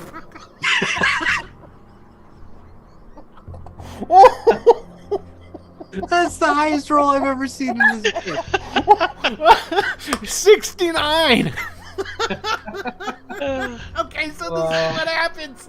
He goes off. He puts his foot straight through it. He kicks it in two. It fucking sparks go all over the place. He totally destroys the computer terminal. I'm just gonna have him rewrite. No. Oh. Don't have that. I am sorry. That's right. No more questions. We go. We shoot whatever we see. It's been a very tough month for me.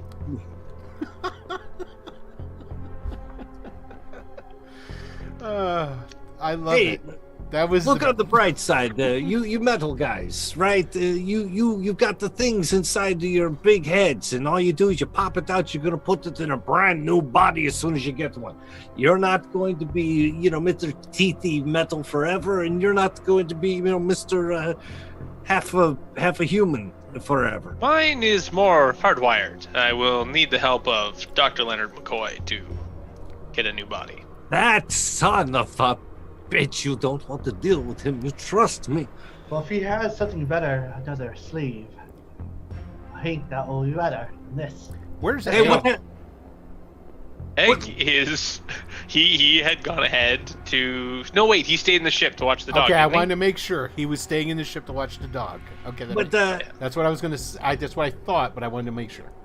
Hey, Corey, don't we still have the old lady body? You want to put your head in there again?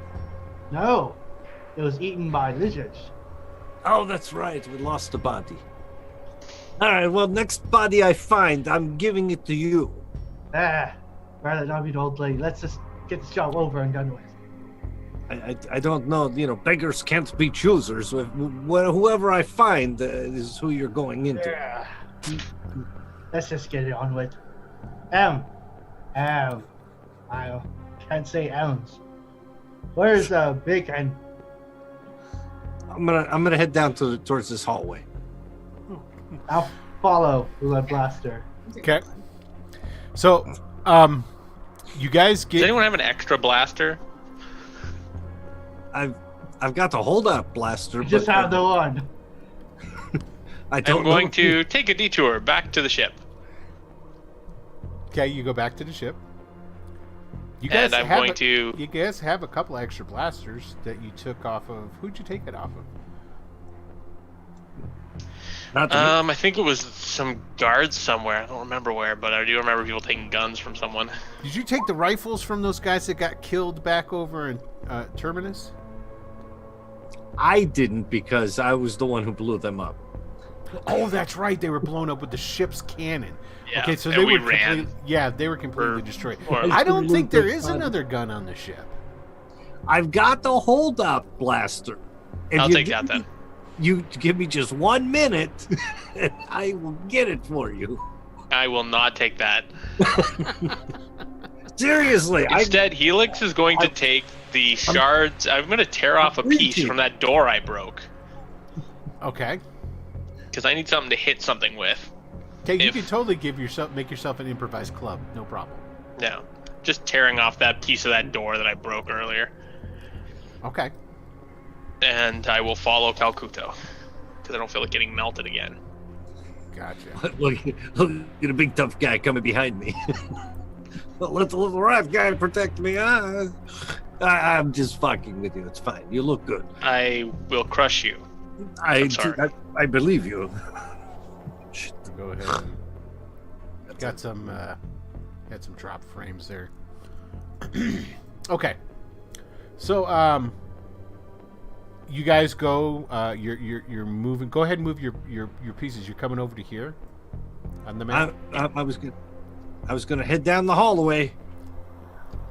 I'll even go out the other side if I can. Yeah. Doors open. Now that the power's on, yeah, those doors open.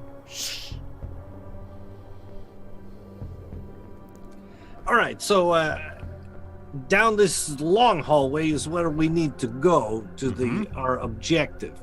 Correct. But there's something else over here behind me, so I mean, I might want to look around a little bit. What do you think? Might be something. Are you asking me? Either one of you. Who wants to come with me? This I will go with the rat man. Yeah, I'm going. I'm definitely going. This right here is where it pinged and said that Sarah Hamilton was at. Yeah, I was thinking about heading down this way. Okay. I want to know what's up to the north door and the south door. I want us to go take a look over here before we...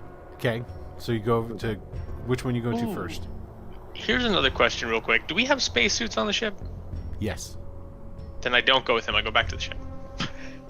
Okay. He goes back to the ship, and then Corey and Calcuto is going to go. All right. Let him go, and... all right, I guess I'll go to the north door. Try this one first. What's in there? To that one? Okay. You go and you open... It doesn't open automatically, and there is a window on this. Are you gonna look through? Well, yeah. If there's a window, let's. Actually, there would not be a window on this. Yeah, I changed my mind because of what it looks like. But there is a thing out, like a roll call, out there. It's got names on the board. You just gonna open up the door? Yeah, let's open up the door. I like opening things. Is there a button to press? Of course there's a button to press. Then I press the button. Okay. Shh. It opens up.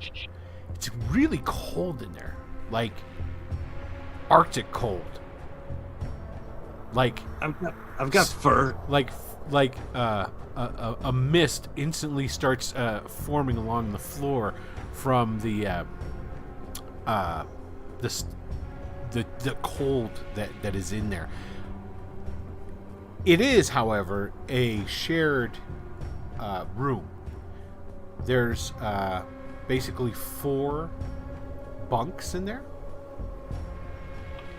On these bunks are human bodies. One human body is laying there. The others are completely just like frozen, just laying on their beds, on their backs. One that is laying on its bed on his back has what appears to been melted from its forehead to its crotch. There's like a little crevice or cavern in that section of its body that appears to have been melted away. They did the blob solution. I closed the door quick. Shh. They froze it. I think they had an acid blob in there that was like eating up people, and they brought the temperature down a whole bunch. Clever. Okay, good to know that works. Let's say froze it. And that's how you beat this thing. Seems to be one way to do it. Good. Still need a body. I want to turn around and walk down the hallway. Okay. Coming over Well, here. now, there were like some frozen bodies. You want me to go back in and check? Oh, there are frozen bodies in there? Yeah, there are 3 frozen bodies in there. Oh, yeah, let's see what we can thaw out. But I don't know if they've got like the blob on them. Right. And you should probably go in because it's really, really cold, and I've got the fur and everything. Is it? I'm gonna see if I can feel the air. Probably can't. No, Not I see really. the frost, though. You can detect the temperature, like you get a readout. I'll tell you what, the you temperature is. go in and see if the body can be thawed out, and if it has a little thing in the head, and if it does, I'll flip out your stack for you. I'm very good with mechanical things. And then you're going to put a stack into a frozen body? Well, if it thaws out. Fair enough. So yeah, I'll take some time. I'm sure there's no residual harm to a body that's been frozen for 187 years. Some frost. Was it freezer burn? Yeah, exactly. No big deal. We'll see if it works. You want to go check? Well, Emmerich's, I'm going to say, is there standing with you. I'll spend time to look around. And Emmerich's would tell you, no, that won't work. Yeah, I missed it all. Sorry. That's okay. Roommates are here, and Moose really likes them. So. So basically, what happened is they were moving into the facility. Helix went back to the ship. Right. Or something. Right. Calcuto and Corey went over to a room, and they found this room with 4 different beds in it, except the temperature within this room was super cold. On the beds, the 4 beds, there are 4 human bodies laying on their backs. One of the human bodies seems to have been melted. A crevasse is melted from its forehead to its crotch, right down the middle of its body. Quite. Okay. And they're talking about pulling out Corey's digital stack from the computer body and thawing out one of these other bodies and putting it in there if it's got one. Oh, does Corey want to do this, or is Kakuto trying to make him do it? No, we're just looking for a new body. These are the first ones we came across. There's nothing wrong with his body now. But he's just a metal skeleton. Yeah, that can't feel pain, right? That's why I sent him into the frozen room. All right, if you don't think it's a good idea, I understand. I don't. Look, I need a body. I can't just be walking around as a metal skeleton. You know, it is around October already, and we're almost in Halloween. Space Halloween. So I guess I'll go over and I'll look at the bodies. Are they truly just human bodies? Do they have a place to even put the stack? You want to see if they have ports for it? Sure. Go ahead and somebody can give me a roll. But whether they have it or not, you do know that a body left and not treated properly in sub-zero temperatures for 187 years isn't going to thaw out and work. Trust me, I don't think it's a good idea. I think he's probably better not being able to feel something. So is Corey looking?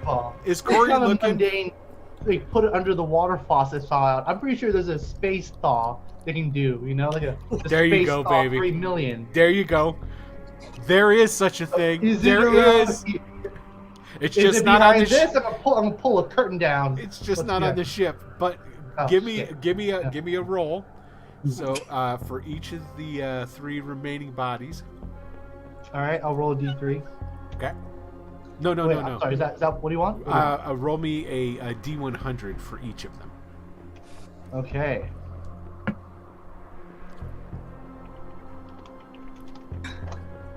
And then the whole time, I'm just going to be trying to explain to him how one of them has a digital stack.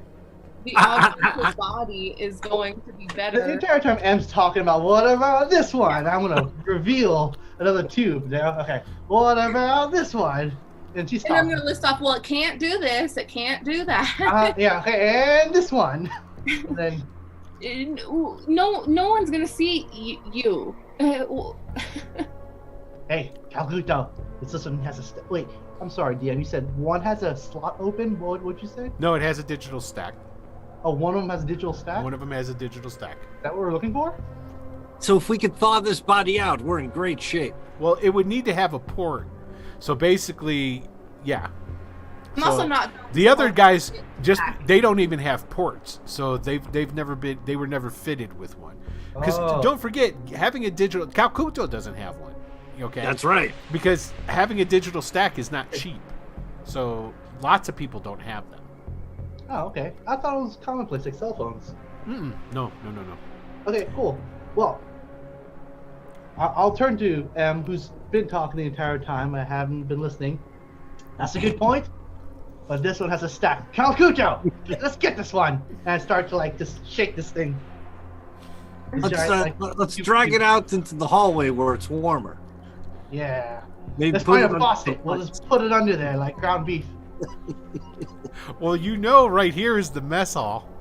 Oh, okay, fantastic. Perfect. There's got to be a kitchen in there. Yeah, that's exactly. There's a kitchen in there with all kinds of. There's like a microwave. You just shove the body in the microwave. How big is this microwave? Are we going to cut them into pieces before we space microwave for space pizzas. Yeah, you go. You're right. We need a rotisserie, a set in, forget it type of deal. Well, I'll help him drag a body. Okay, so you guys drag the body over into the mess hall. So let's take him over there. All right. This is M. Well, look at me. I'm Eric. I have a degree. So we'll show her. No, that's awesome. Okay, so you guys go into the mess hall with your frozen body. Yep. It's a frozen meatsicle. Get the dump and on as the you're table. going in there, I'm arriving back here and watching you drag the body, and I say nothing. Hey, Alex, you and found then one. Just shouting why they shouldn't be doing this. Yeah, so they're dragging the body. Here comes Emmerich's following them. And another thing. Okay. I have arrived in a sitcom. A dark sitcom. Well, there's water in funny. there. And you know what? Matter of fact, Felix will you know that over here, this is more living facilities. There are showers in here. We're in the wrong room then. Okay. All right, let's go to the showers. And we're moving this meatsicle around. It's knocking over derelict cups and chairs and everything. So that's the shower. Okay, so this room is completely destroyed and racked. Everything is turned about in here. No bodies, nothing like that. But there is, there's showers in there, and you can prop the body up in the corner. Hold on. Perfect. Yeah. Perfect. That's all we Turn need. on the shower. Okay. Yeah, we're gonna wait here for an hour? What are we doing? No. You guys, Listen. we're here for something. Trust me, don't make it hot water. You don't want it. Just let it be lukewarm and let it do its job naturally. Point down at him, looking at M. You see? There's the processing unit. What we need, I don't know what alien movies it was, but there was an alien movie where a guy puts a cube inside of a cup, shoots a laser at it, and the cube turns into whiskey. Bloop. You guys remember that scene? No, but that sounds cool as hell. Yeah, it sounds pretty cool. We need a one of those. little whiskey cup. Yeah, it's like a magic whiskey cup. And it's a solid cube, but then it also instantly turns into water. Do some cut cake or whatever, I don't know. Anyways, I'm pointing down at Calcuto and I see this guy. He's a thinker. All right, we might have to leave the body here for a minute though. Yeah. All right, we'll let it thaw out. We'll come back. Back to the mission. We go back down is the hallway Calcuto now. wearing a spacesuit now? No. You mean No, not Calcuto. I mean Helix.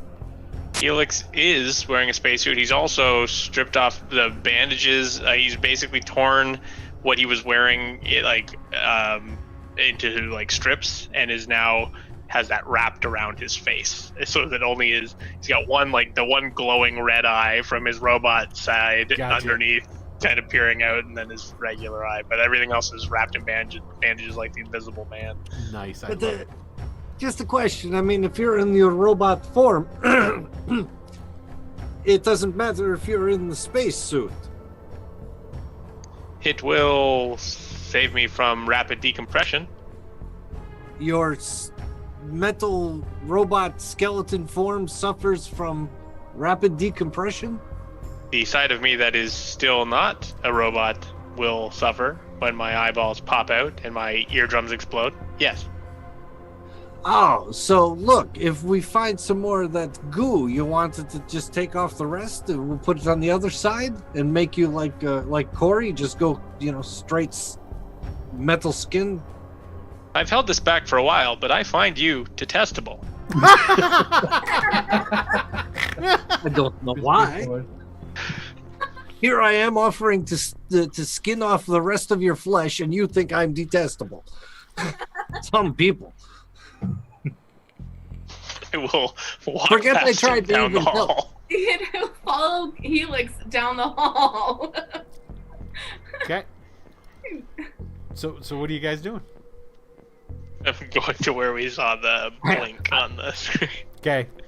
I'm being And insulted sighing by the whole way. Okay, this is the door to it right there. All right.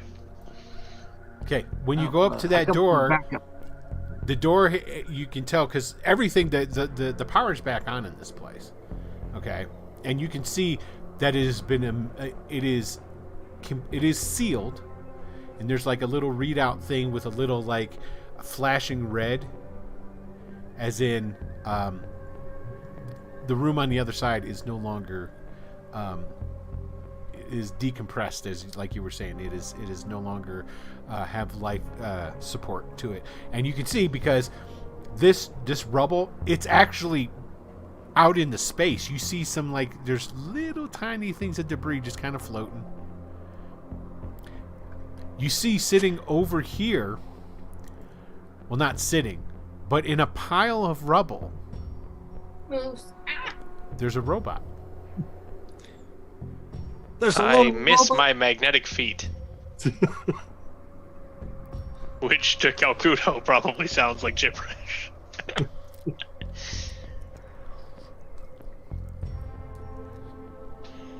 What do we do? Yeah, what are you guys doing? Well, open the door. I'll hold my breath. As much as I would enjoy that right now, I think perhaps I should go out there. Well, as soon as that's the thing, it's locked. You'd have to have somebody to override it, because as soon as that door opens, it's going to open to the to space.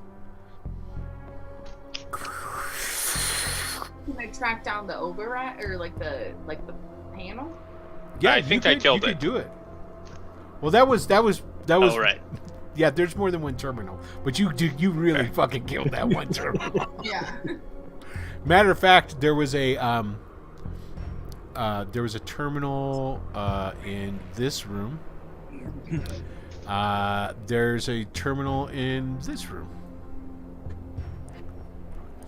There's a terminal because when you saw the readouts, this room and this room were both those are like operating rooms, as not like operating on people, but like dispatch and where the people who would like be doing the work and things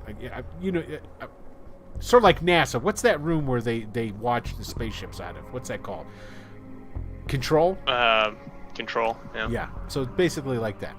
So one's like a dispatch communication, another one was like a control room. So there's all kinds of computers in those things.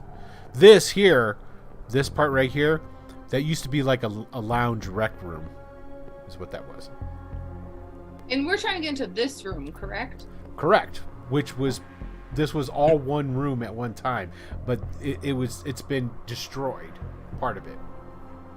Right. Okay. And over on this side over here, which you can see through, because there's a window on this one.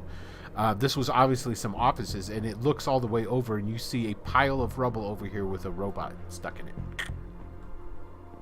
I mean, Helix is the only one wearing a suit. He's the only one who's actually physically able to go out there, right? Well, no, Corey can go out there. Yeah, Corey would probably be fine. Mm-hmm. If he could hold on. I mean, it's really only the moment of decompression that's gonna suck. Once the air's gone, it's just a vacuum. Exactly. I'd suggest Calcuto and Corey to go check the body, see if it's thawed out yet, and I'll let Helix through. Yeah. Okay. So you'll go. Okay. How are you going to let him through? You're going to go to one of those rooms with the computers and. Yeah. Check okay. the body. Okay, you guys go over there. I mean, and obviously it's up to them to what they do, but that's what I'd suggest they do. I'll go in here and. Okay. So the door closes. Shh. Okay. Is Corey going to go check on the body? Yeah, let me do that. That's okay. Might as well. All right, so it'll just be Helix there. So it's just me going out. Yep. Okay. It's relatively. I was gonna say it's relatively simple for Emmerich for you to go through and get everything, and you've got it to where you can override and open that door. Okay. All right. I guess I'd leave this door open and just say, "Are you ready?" When he says, "Yeah, well, fuck your it." door will be closed. Well, right, but I'm gonna leave it open until I can confirm he's ready to I come. understand what you're saying. It's now or never, and I'll close it and I'll override the door for him to be able to. Okay. I'm gonna hold on to either side of the door before. Yeah, and it does that. You know, like every other space scene where it opens up and it's pulling out all the life support. It's, you're gonna let yourself go out there. Just give me a strength check. And okay. I'm gonna hold on until the air stops blasting by me. Now here's one way that you can do it. Just go ahead and lower your strength to 5D. Okay. But I also have my crushing grip. So can I use that to give me an advantage on this to take 5 off of the difficulty? Yeah, so it'd be just at minus 1D. So you would be so rolling 2 at off 6. of my strength. Mm-hmm. This is going to be difficult. Well, it'll be hard. 20. Yeah. So 2 off my strength, so it's going to be 5d6. That's from the wounds, right? Yes. But you have the grip. You have the grip, so just make it 66 instead of 7. Cool. You should be able to make it. The difficulty is only 20.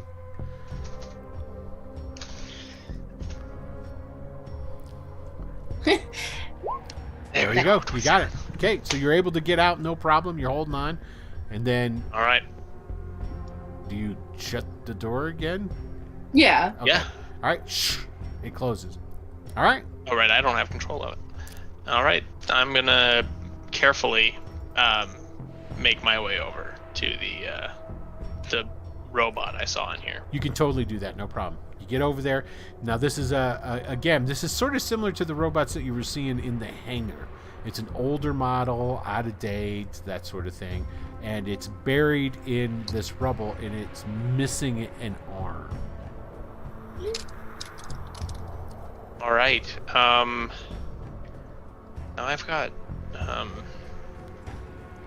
I have anything that'll help me with robots? You know what? I'm just gonna try and check and see if there's any sort of indication that this has like some sort of like it might have been human, like there might have been a digital stack or anything in this robot. It does. It's like it was. Pop that sucker out. There's a port in the back of the robotic skull that has a digital stack in it. Okay. All right. Chink, you get it out. Now, is there any way for us to tell without us popping this into somebody else who this might have been? You can put it into computers. That seems dangerous, though, doesn't it? Kicked the hell out of that. Well, I don't have pockets in this spacesuit. I guess there's probably like a Velcro thing like they have on the spacesuits, the pouches where they keep their tools. I'll put it in there, seal that up with the other 2 digital stacks that I've got. I guess they're probably inside of the suit, but then I will head back to the door. Okay. And there's you've got access to the security cameras now. Okay. And while none of the security cameras in that room where he was at work, there's a security camera in the hallway that looks at the door where you're at, but you can move it, so you can technically look down through the window on the door where he was up knocking on the door. Oh, okay. So you can see that he's let me in sort of thing. I thought you were trying to say that I could spy on the two. You can do that too if you wish. Not the Untitled Time. I'll have that little picture-in-picture. You've seen Weekend at Bernie's, right? Yeah. That. You're not missing anything. So you gonna open the door and let him in? Yeah, I'll open the door and I'll let him in. I hope he's grabbing on. Okay, it's same. You need a difficult a strength check. All right, here we go. All right, I can just use this history thing. You changed my life, Jonathan, by telling me that I can just press up to get back to that dice roll. Oh yeah. Okay, I'm gonna go ahead and use a reroll that sucker. A point to reroll that. Okay. I'm also going to use my other point to drop the difficulty. Okay, so we're at a 15. And then hopefully someone will save me if that doesn't work. I'll throw out a thing. No. Yeah, that'll do it. No need. No need. You pull yourself through. The door closes behind you. Okay, let's go back to Corey Alcoin and Calcuto. You go into that room that was not a barracks, but it was a place where people lived. Got the body running under some lukewarm water. You go in to the bathroom. Now there's that frosted glass that's closed, the door for privacy. Okay. You go over. Who's going over and opening it up? I think I will first. I'm sorry, what? Uh-oh. Both of them are going up for Calcuto goes first. Okay, Calcuto, you go over there, you open it up.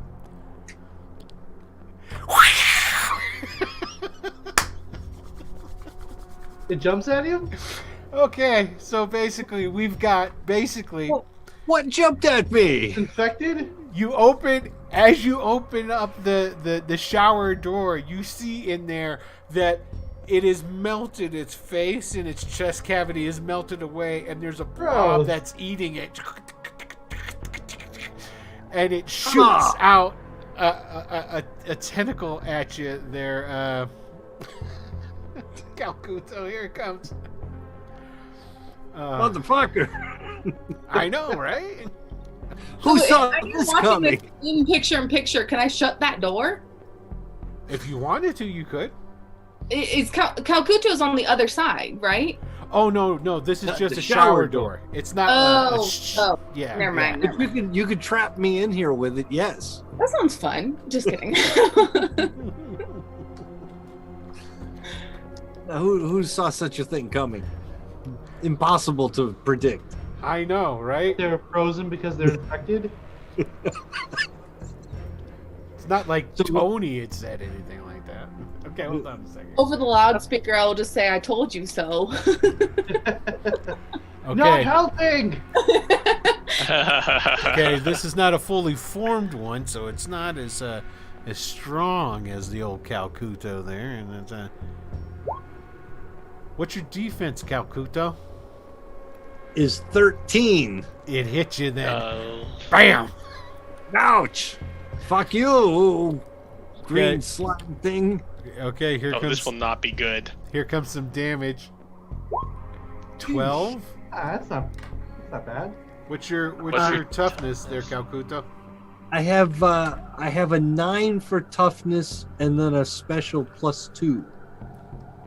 Okay, so your toughness is technically 11. Okay, no, it already factored that in. It was already in. I didn't know. Yeah, that's why it's at a 9. Yeah. So wait, didn't you get armor though when we were at for that raid? The armor goes for my defense. That's what gives me the 13. Right. Gotcha. Okay, so let's see here. So you use 9, right? Okay. I take a 3. You're lucky. I'm lucky. It doesn't feel lucky. Because it hits you, and you're stunned. I'm stunned. You're stunned. I get 1 stun. Yes. Right. Okay. So basically what that does when you're stunned is it's pretty much like taking a wound. You're going to take an increased difficulty and what have you, but it's not a wound yet. Okay, you take 3 stuns, you get a wound. Okay. So it hits you, and you instinctively backpedal away. So it hits you, but because it's all wet because of the shower, it doesn't actually stick to you, but it burns you a little bit. I see them taking the thing off of me. Oh, hold on though. That's right. It's time to roll some more niche because there's a slime in the shower that needs taken care of. Oh, and this does have a red brain in it. Oh, good. There's something to aim at. Incubated. Okay. Let's see. This guy's going to get... Ooh, he got an 18. 31. Is this All the right. agility? I have to roll. Yes. Corey's got a 21. 31. Grace has Holy got the crap, 19. 31. I got you. Yeah. And Grace got the 21. I was there. I'm right there. That makes sense. And Calcuto's got the 19. I just realized this whole time I've been holding on to this little red brain. How weird. weird. Just clicked. That's very, very poignant. This just always sits on my desk. It's a little stress ball. Are you stressed? Huh? Are you stressed, man? What's going on? You all right? Always. I'm like the Incredible Hulk. I'm always stressed. Okay, Corey, you get to go first with that big ass whopping 31. Yeah, I'm gonna run in there. I'm gonna try to do the same thing that Calcuto did for me not too long ago, and grab him and try to throw him back through the doorway. Okay. Are you going to resist at all? Nah, I'm a rat. I'm gonna. If somebody throws me around, I go with it. Okay, he throws you to the side, away from this right here. So what's the next thing you're gonna do there, Corey? I'm gonna try to shut the door, or get if he can get in here. I'm gonna try to shut the door and lock this thing in there. Okay, you can totally shut the door. Click. Fantastic. And brace. I'll brace it. And I'll turn to him. What do we do? Okay, I can see now that thawing out the body was a bad idea. And the whole time it's probably like wailing its tendrils. It is. You see it goes splat against the glass. It's going. Wait. Do you want this? Should we just kill it? We should probably kill it. Yeah. But it seems like it was already killed, and then we unkilled it, and now we should just kill it again for good measure. Yeah, we can't just leave this thing here. It's got one of the brains. Here's my theory on that. If it eats the entire body, if it eats a brain, it gets a brain. You know what I mean? That's good. Because the other one, little bits of it don't have brains. But if it eats a brain, it gets a brain. We got to aim for the brain. Aim for the brain. With the red brain. And as we're talking, I think I'll spend the rest of my turn just talking about it. Let's theorize. The glass. I'm thinking that maybe it was an asteroid that slammed into this one and carried the goo with it, and then it just, across the surface. That's So- like his shot. What's Emmerich's doing over there with the? I mean, so I'm watching them do it, so I'd run out, hopefully meeting Helix in the corridor and kind of going that direction. I don't know how far away it is. So you're gonna tell Helix what's going on? Yeah, try to explain along the way. Yeah, I want to hear that. Tweedledee, Tweedledum are up to some shit. Rude.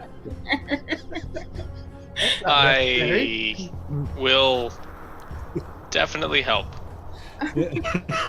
And I will walk fast. Okay. I don't have that pep in my step that I had before when I jumped into action. Okay, Calcuto, what are you doing? I thought we were theorizing about the possibility. You are. He's finishing his asteroid story. I'm like, oh, yeah, that's right. It makes really the most sense to me. And now, Is that the all only you... way to really kill the creature is, I don't know. Okay, is that all you... Okay, so you're theorizing. Okay. So No, I think at the end of at the start of his turn, we're done theorizing. So I'm like, let's shoot it. Shoot it in its face. Should we shoot it? Yeah, they're on three. And I'm gonna pull out my blaster. It's not my But turn. that- I'll pull out blaster. I don't know that we can shoot it. It was the vibro blade that was working. Nah, let's just shoot it. Well, you want to stab it or what? Shoot or stab or what? Well, the stabby was working for it. The shooty didn't work. Do you have your stabber? Oh, I've always got my stabber on me. All right, let's open up on three. Sounds Okay. good to me. Let's All do right, it. all right, 1, 2, 3, and then I'll open up the door. And it's not my turn, but in my Yeah, hand, you I'm can totally hot. do it. Don't worry about it, man. In my Okay, so hand. you open it up. All right, there's the blob, and it's stuck to the door as you open it up, and it's on the inside of the door. Like gum. I think I want to reach around and kind of give it the poke. Go ahead. All right, How cats reach under a door. He's like reaching his Yeah. rat paw through a crevice. yeah. It did off there. Okay, so you're stabbing the blob. I'd like to stab the brain. Okay, so it's a called shot. So it's just going to increase the difficulty. Okay. So, Okay. All right. You're going to need basically a 15 to do it. Roll your Get melee. that. Oh, I got 4d6 to hit a 15. I'm going to spend a fate point to bring that down to 10. Okay, so you bring it down to a 10. Yeah, I haven't been spending enough of these.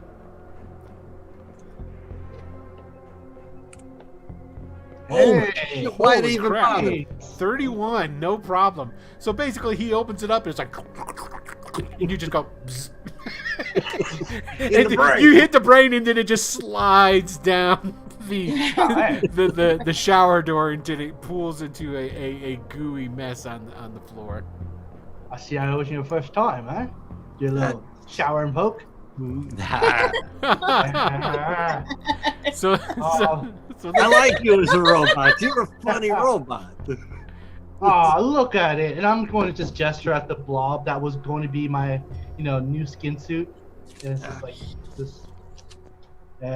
Gotcha. And as you come in, I mean, as that finishes, then we've got Emmerich and Helix. They come walking into the room. The shower and shank. That's what it's called. Shower and shank. Oops. There we go. That's what it's called. How to take a drink? I can't. Good ideas, bad ideas. Really, they're all the same thing in the end.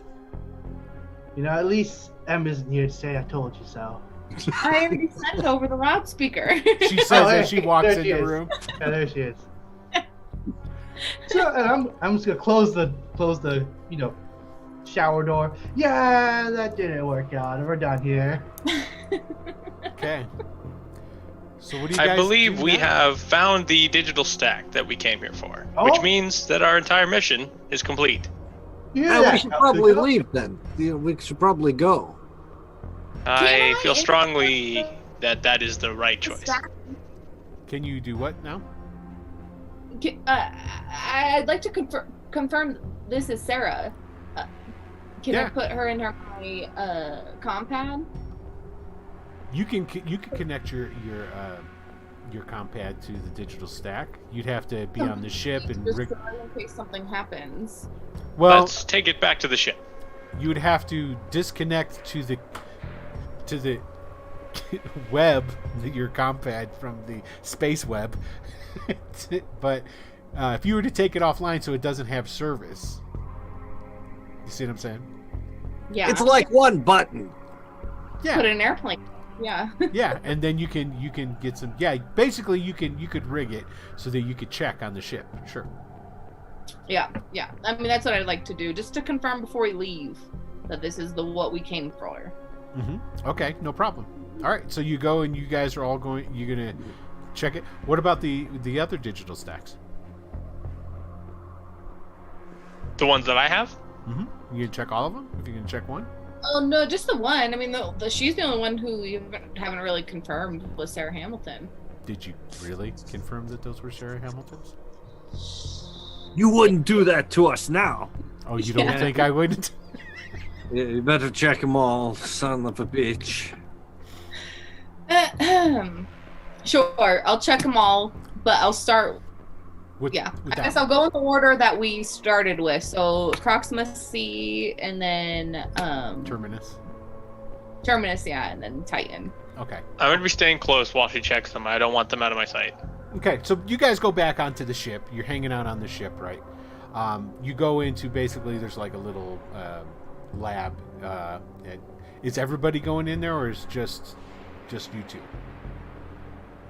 Got nothing else to do. Let's go check these out. I feel like they probably want to watch, right? Right.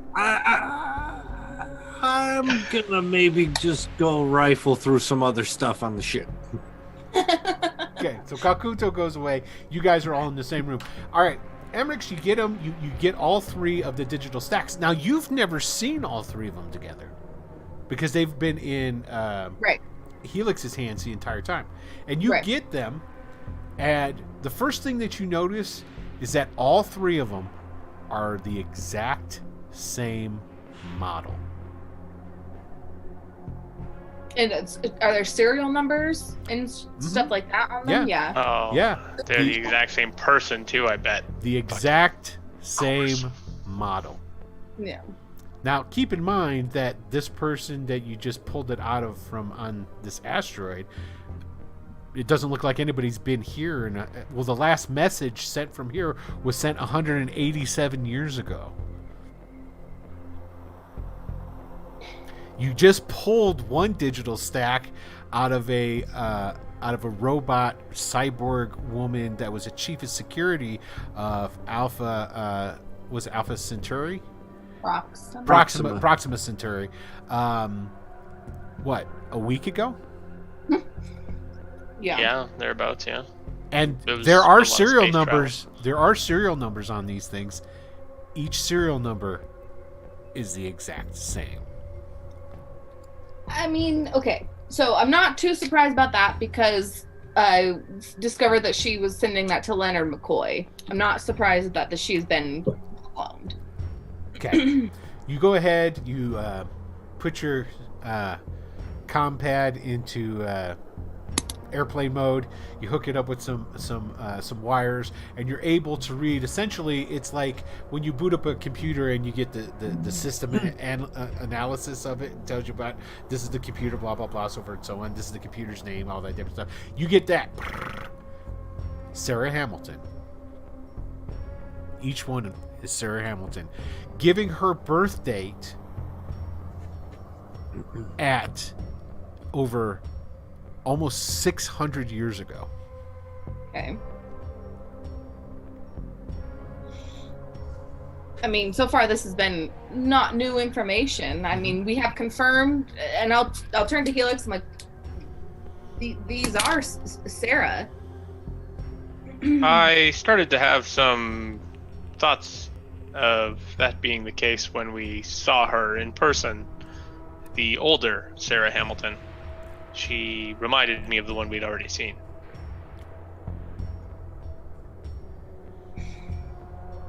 I'm confused.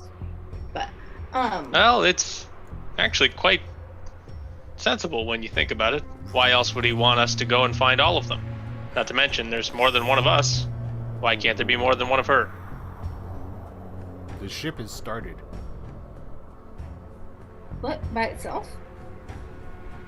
I don't know if it was by itself, but you can tell by the feel of the hum through the ship that the engines have started and the ship is starting to move. Where's Kakuto at? Well, I was thinking quietly to myself that Corey still has another credit stick somewhere in his stuff.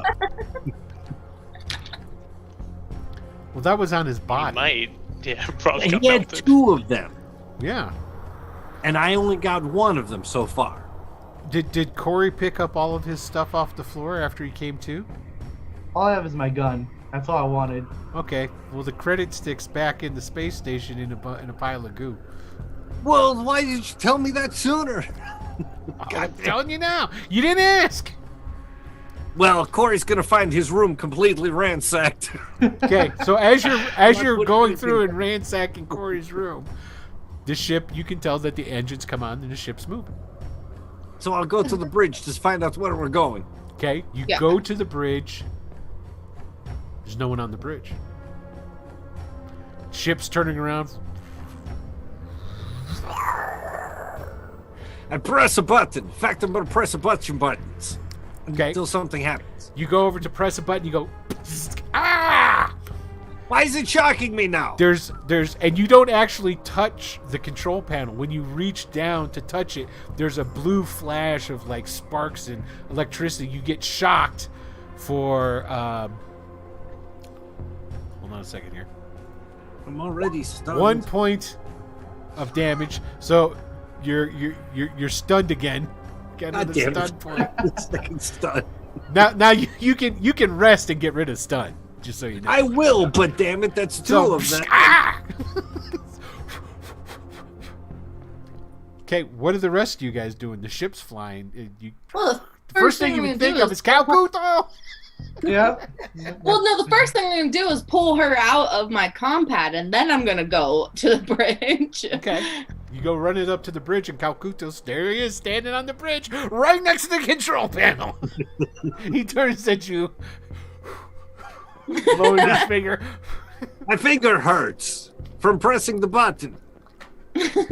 Maybe you shouldn't press buttons. What did you do? What did you do to vessel? make the button press? The button shock me. Nothing. Well, I didn't do nothing. The ship was already flying when I pressed the button. I mean, can I do some computer interface to figure out who the hell is flying the ship? More importantly, where are we going? Okay, so you Well- go over to the control panels and whatnot, into a computer display. You go down to touch it. Hold on a second. 7. You get shocked for 7. What's your toughness? 7. Okay, then. Yeah, you wouldn't have got stunned, by the way, Tony. Because your toughness, I'm sure, is more than 1. Oh, it is. But Okay. And your toughness is 7? Yeah. Okay, so you don't take any damage. You don't get stunned. But it hurts you.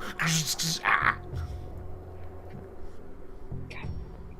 Where did we get this ship from? I don't even remember. We got it from Bones. McCoy, I don't know who Bones is, but you got it from you got it from the Mechanoid Union, and you got it from Dr. Leonard McCoy. It was on his ship. I'm gonna go underneath the thing and try to eat out the transponder. Yeah, that's gonna. Yeah. Let's see how thorough they were. Roll me a D100 there, Tony, and if you get 25 or less, they didn't include the transponder in that little force field. Oh yeah, you go under there. Hold on a second, let me roll. All you see is him disappear underneath the console, and you take. There's a point of shock damage, but you don't take any. The toughness is His tail. No. You see his little feet under there in his tail, and his tail goes sticking straight out as he gets shocked. I mean, I would turn to Helix. We gotta get this thing disconnected. I don't understand why. We were going to take these back to Dr. McCoy, were we not? Where we're heading? I mean, yeah. Can we gauge? That's where you're heading. Egg? I've got a An rat to egg go ID. materializes. He's sitting in the actual seat. Thinking Where's egg. it sitting? Yeah, he's sitting in the control seat, In the navigator seat. Yeah, he's sitting in there. That's where we are going. We are going back to see Dr. McCoy. But wait a minute, Egg. We might want to talk about that first. That's fine. Go ahead and talk. Yeah, can you drop us out of the hyperdrive and maybe just float the ship around while we talk? Oh, we're about to go into hyperdrive, but we're not in I hyperdrive yet. don't want to do that. Oh, there it goes. I don't want to do that. All right, quick. Doesn't like we got much time, but I have a radical idea. And I don't think anybody here is actually going to like it.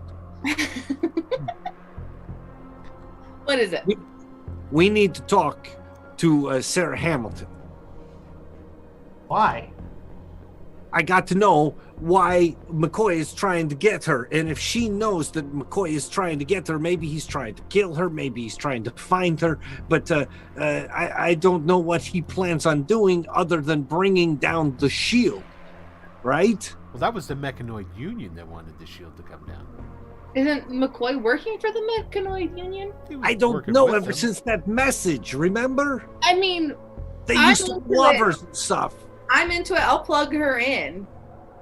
I mean, right here, right now, I'll plug her into my compad. I was thinking we could plug her into Corey.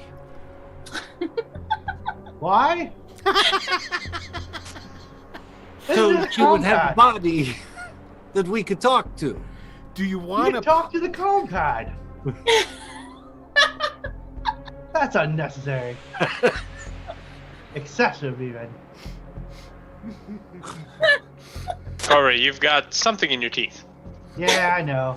Now I'm gonna scratch at it with my. Oh, it's part of your face. Oh.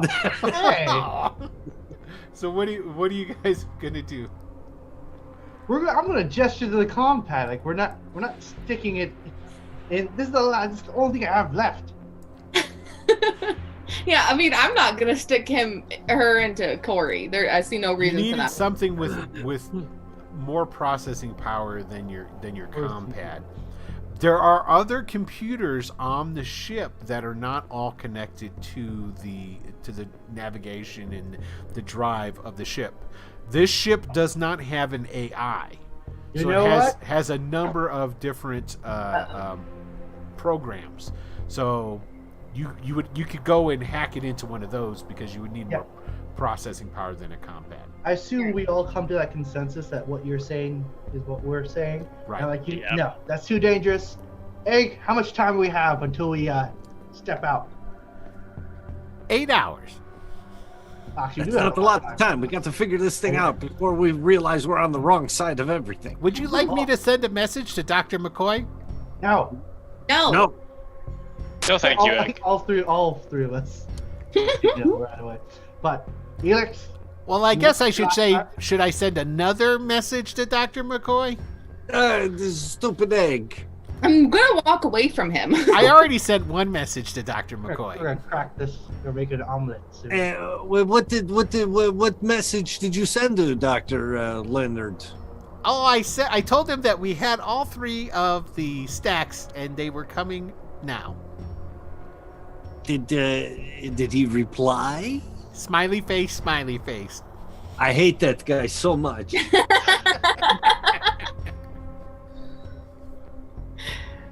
Egg, has this been your mission all along? It has been one of my missions. But you're still my best friend. Oh, God. Thank you. Hey, so if you know a little bit more than we do, why are there 3 stacks? I don't know. Transportation, come on. He's just copying her. Taking her where she wants to go. I don't think he's taking her where she wants to go. Yeah, not now. We need to talk to her. We need to find out. Fine. We can plug her into the ship. No, not the ship. That's too dangerous. Elix, watch my stack. And I'll just get in the chair and say, Calcuto, do your thing. Hold on. Tie him up. Yeah. No, hang on. Okay, so you guys are going to make sure that he's restrained properly? Yes. Okay. How about you disassemble my arms? This is still a combat chassis. Well, there's like heavy industrial like cables and stuff in the hangar.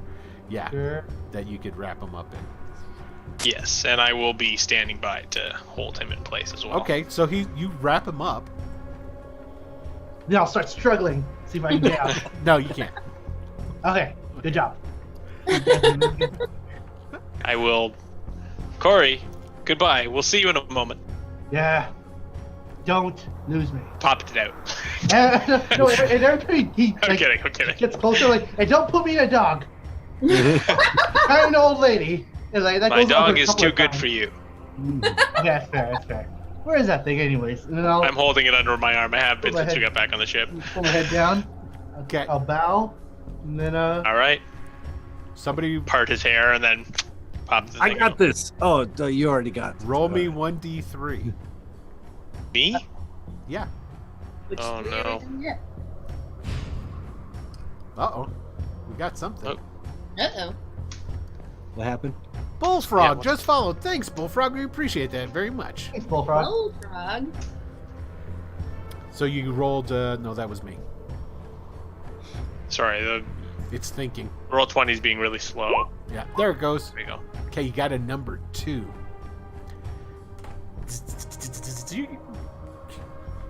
Head pops back. You sons of bitches. Oh, you. Who the fuck do you think you are? Do you know I take who it you're do the first you one know we who I took? am? Do you know? I know people. I know people. Why even? And like looks down and looks at nice chassis, but who the fuck? Who the fuck are you? We are here for Dr. Leonard McCoy. Oh fuck, Lenny. He like what? What does he That's want? what I've been saying from the beginning. Fuck Lenny. Yeah, and fuck you if you're working for him too. What do I you didn't want to be working for him. I'm the one that wants to know why he wants you to be back with him. Oh, he wants me. He Well, said Oh, that she doesn't know anything, folks, and I pop her out, and I'm passive. I'll take one of the other two. Okay, so you got a And pop it 50-50. in. You got a 50-50 now. Yes. Okay. So go ahead and This is gonna be so much fun. 2. That's Okay. All right. So you plug the other one in. Looks up and goes, "Quick, everybody! What? It's oh." Convenient. I take it you remember being on a space station. Zzz. This is a fabulous body. I That's love it. this. Who are you? Where am I at? It's been about 200 years, give or take. And we are here for Dr. Leonard McCoy. Oh fuck, Lenny. What does Lenny want now? every one of them, same thing. Fuck Lenny. I like these chicks. I love this body. Can I have this body? This is Maybe. Unfortunately, it is just on loan. Wow. It's been 200 years, you say? 200? Oh, fuck. Well, things have come a long way in robot technology. This is incredible. Do you have any idea why Lenny would send us to go find like 3 of your digital stacks and bring you back? 3 of my what? Your consciousness, the thing we put into the nice Honey, new there's body. only me. What do you mean 3 of my stacks? See. So did you build? She must have been the first. Did you build the shield thingy around the big Earth? Yeah, I worked on that. I think we got the right one here then. I think Lenny wants to do something to your shield. Like What? a break. I think he's trying to break your shield. Why the fuck? Lenny doesn't give a shit about that. Why would he break my shield? To let out all the infected robots. The what? This is going to be hard to Oh, explain. right. I think. It's been a while. What is the other way? You sent a message to him about you found another way. I think this is it. Oh, no. You see, Lenny has some severe aspirations. He wants to... You're gonna laugh. He wants I to, hope so. He wants to be ruler of the universe. Ah, We kind of had a bet, a running, to see who could get there first. Nah, he was silly. He just was working on robotics and things along these lines. I mean, he's done a fair amount of cloning and other types of life force types of transformation.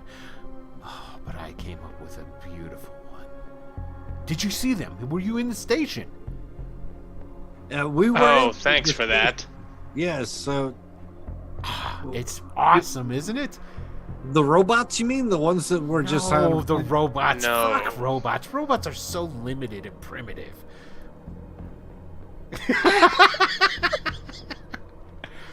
No. My beautiful sentient blobs. Yeah, the blobs. I think we're done talking to this one A too. little...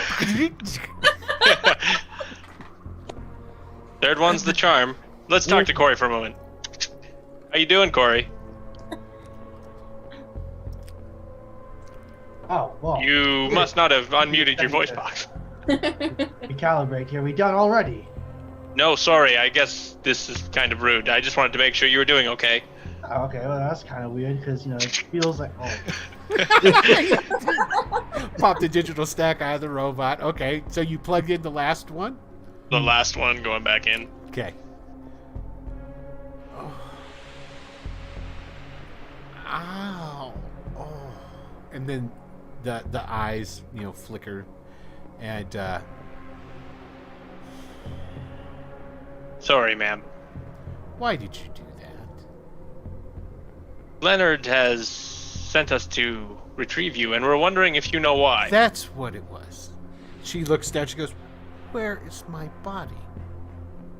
It was eaten by lizards. Yeah. By lizards? Yes. Sorry. Did you... What? Fine. What do you want with me? holding her puppy.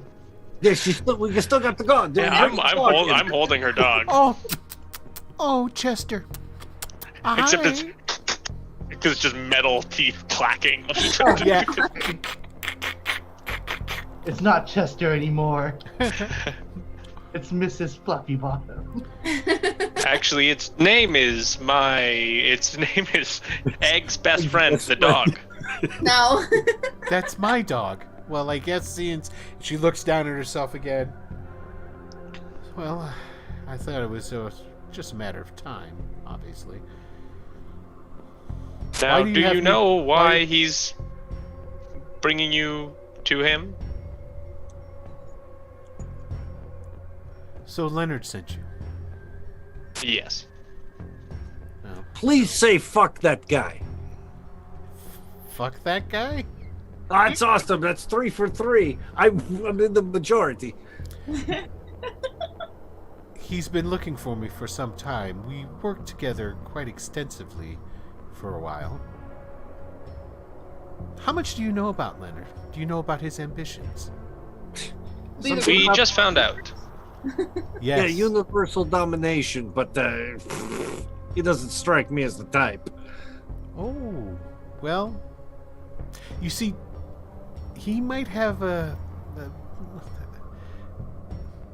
I know Leonard wants me because I hold the last bit of code that will allow him to access all the AI virus robots in the universe. What do you mean access them? Control them. But they're AI. They can't be controlled. Oh. Where do you think the AI virus came from, honey? Oh, he's thinking bad very news. hard. This has gone way above my pay grade already. Somebody needs to jump in here. I'm just a rat, man. I don't barely know how to use the phone. So come on, somebody help me out. You're telling us that McCoy And created AI. Yes. She's a big fan of yours. Yes, we created the AI virus. We. Leonard and I. And why are you containing it? Because I didn't realize that what Leonard wanted to do with the AI virus. Wouldn't it be easier to destroy McCoy? I don't have that kind of power. Do you know how many clones he has of himself? I would have killed myself if I had had the wherewithal to do it. I tried many times, but I just never could. I'm not that strong. Hey, just a quick question. If somebody had like a lot of clones, and they degrade, right, over time, there would be like a stupid clone. Yes, you become more and more unstable. Dr. Leonard was not the man that I'm sure that he is now, in the fact that he was a brilliant scientist, absolutely brilliant. Smart, sharp-dressed, very handsome. That's why I fell in love with him. Okay, he's definitely teleported himself way too many times then, if that's the guy you're describing. Yeah. You haven't seen him recently because, holy cow, he takes a mad scientist to a whole new level. Yes, well, we worked together on this AI virus for a long time, until I found out what his true intentions were with it. I found it in the code. I was going to do something about it. Well, I was able at least to put in just a little bit, a blocker, a floating theorem. So we couldn't really target it very well, not without knowing where to look. It shifts throughout the virus.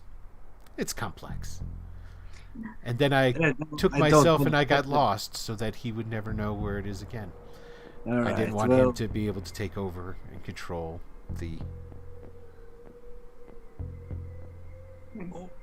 I need every one of you to roll me Nah. an intuition check.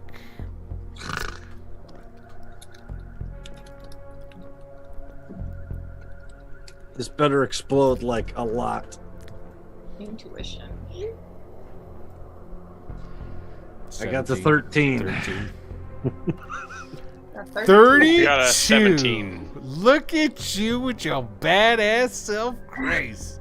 Woohoo! Grace succeeds. So you're there. You guys are talking to her, right? And you're like going through your stuff, blah, blah, blah. And then you see one of the other digital stacks. It moves up into the air and then disappears. I'm sorry, what? It comes up off the counter and it disappears. Sarah, what was that? What? What was what? The stack just disappeared. You can let me. The stack what? It disappeared? How many stacks do you have? Oh, egg. Where is he? You were the last one to see him, apparently. Egg? Yes, Sarah, there are 2 more of you. We have them both here. Oh, we have 1 now. Let's. I thought I had taken care of that. I'm sorry. I will grab... The other one's still on the counter, yeah? Well, there were multiple clones of me at one time. I thought I'd killed all of them. Put it in your pocket. Is there any way to kill all the clones of somebody? I don't know. Do you have to go hunt them all down, or yes, can you press a button somewhere? No. Damn it, I'm good at pressing buttons. It's not. If it was, I wish it had been that simple. I had to track down and kill 5 of myself. You saying that there were more? Yes, one of them created green ooze. Very, very talented, apparently. With the creating green ooze. Oh. Acidic green ooze that eats flesh. Well, great creation. You can let me out of here. I don't want to go back to him. I mean, I'll help you if I can. Unfortunately, we are going back whether any of us likes it or not. No, I can't. I can't go back. You don't understand. Take this stack out of this robotic body and destroy it. Well, that is very noble of you. Thank you. And I will pop it out. Okay. And I put Corey back in there. We need Corey back. Now I've got 2 digital stacks in my hand because I've got the other one that was not taken. The one that was the last one that I was talking to you was the one. Obviously, that's the lady from Terminus. That maybe got something. yes. Maybe an octopus, maybe, or maybe like a schnauzer, or German Shepherd, at the very least, minimum. Oh, are we done? Somebody fill him in. Egg has one of the digital stacks. He has turned invisible and is hiding somewhere on the ship. Why?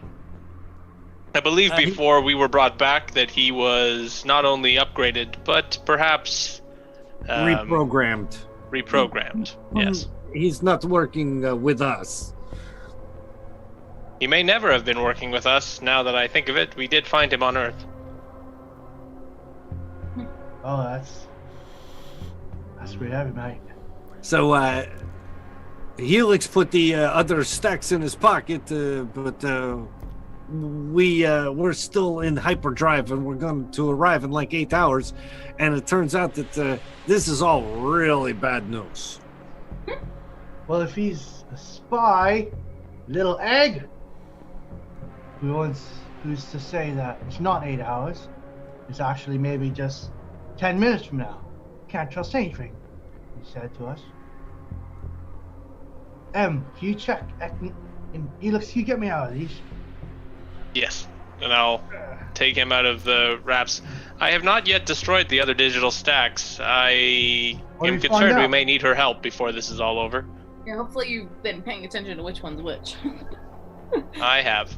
Okay. In fact, I will make a mark. I'll grab like a Sharpie, a space Sharpie, and make a mark on one of them so I know that one is the one we were just talking to from Terminus. Let's get some hold again of this ship. Where are we going?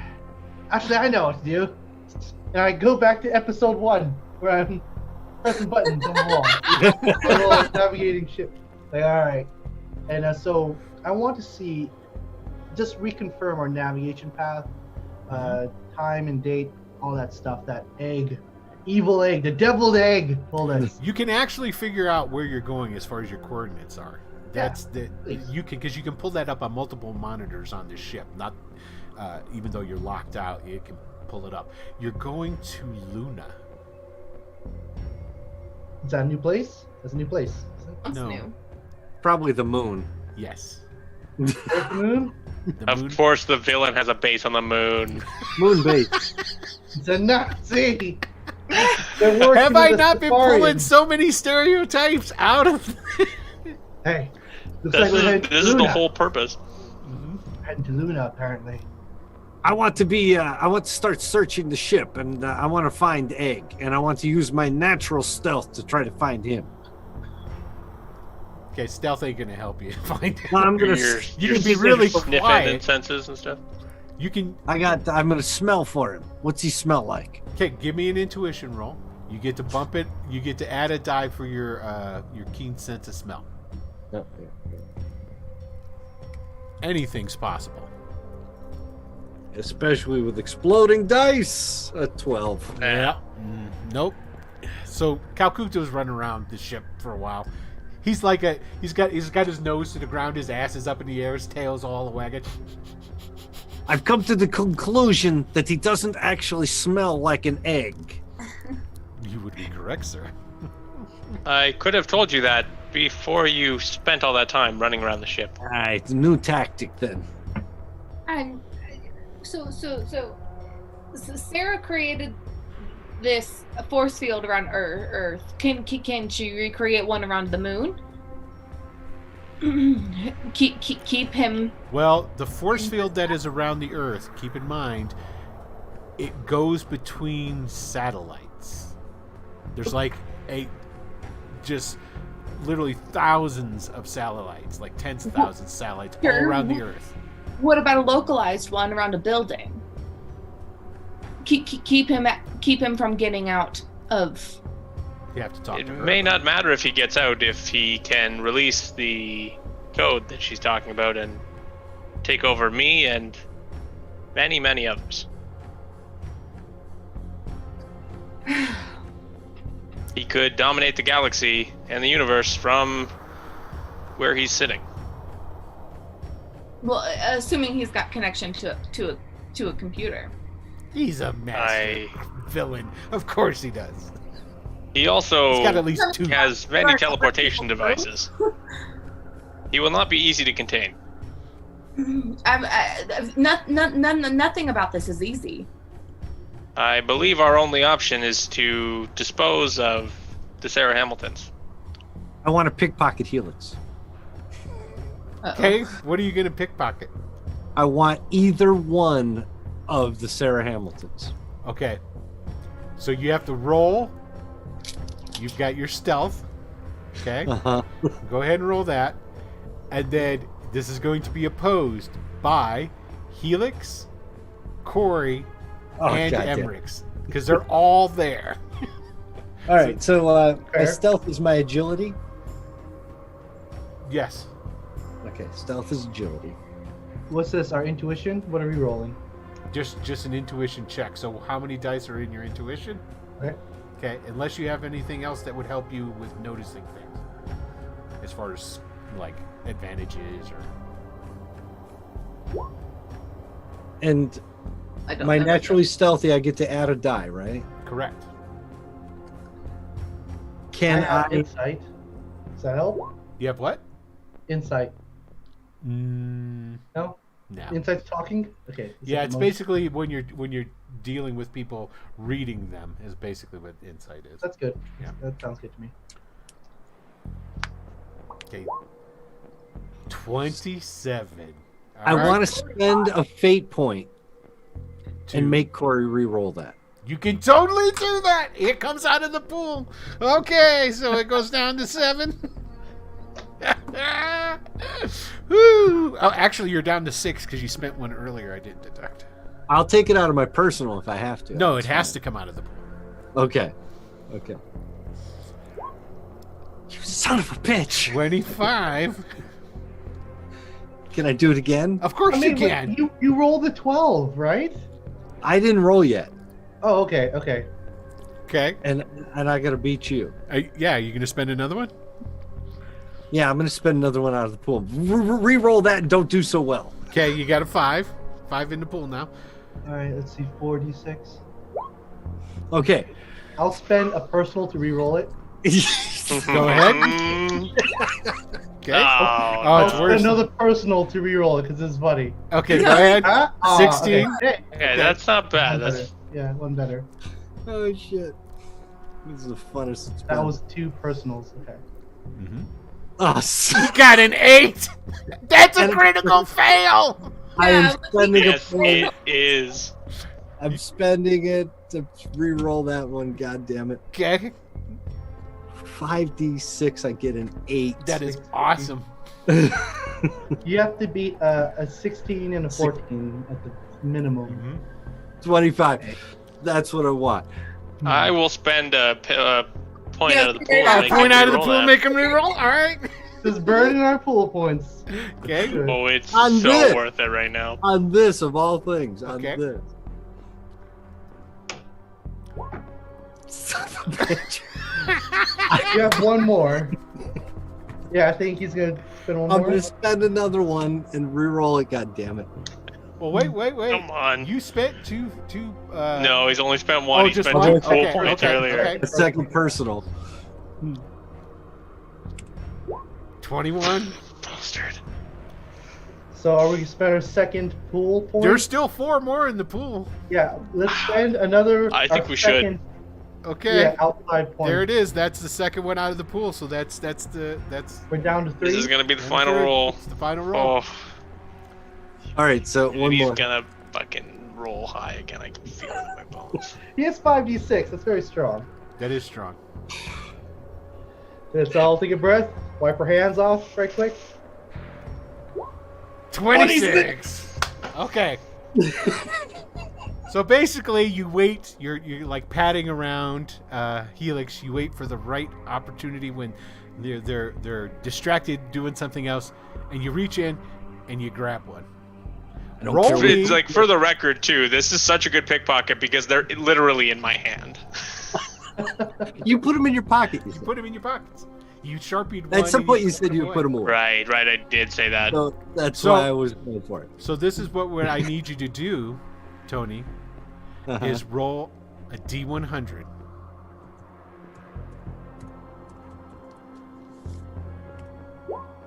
Okay. 87. I know. Good year. I know which one you got.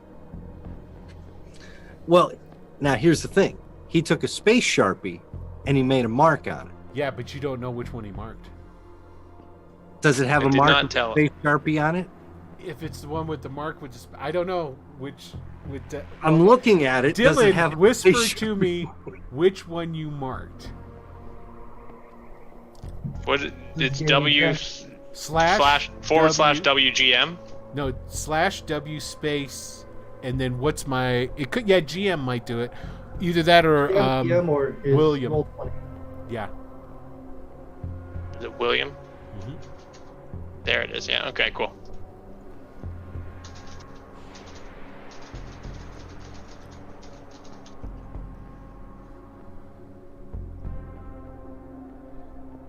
Oh, I'm looking at the wrong place. There's a Sharpie mark on it.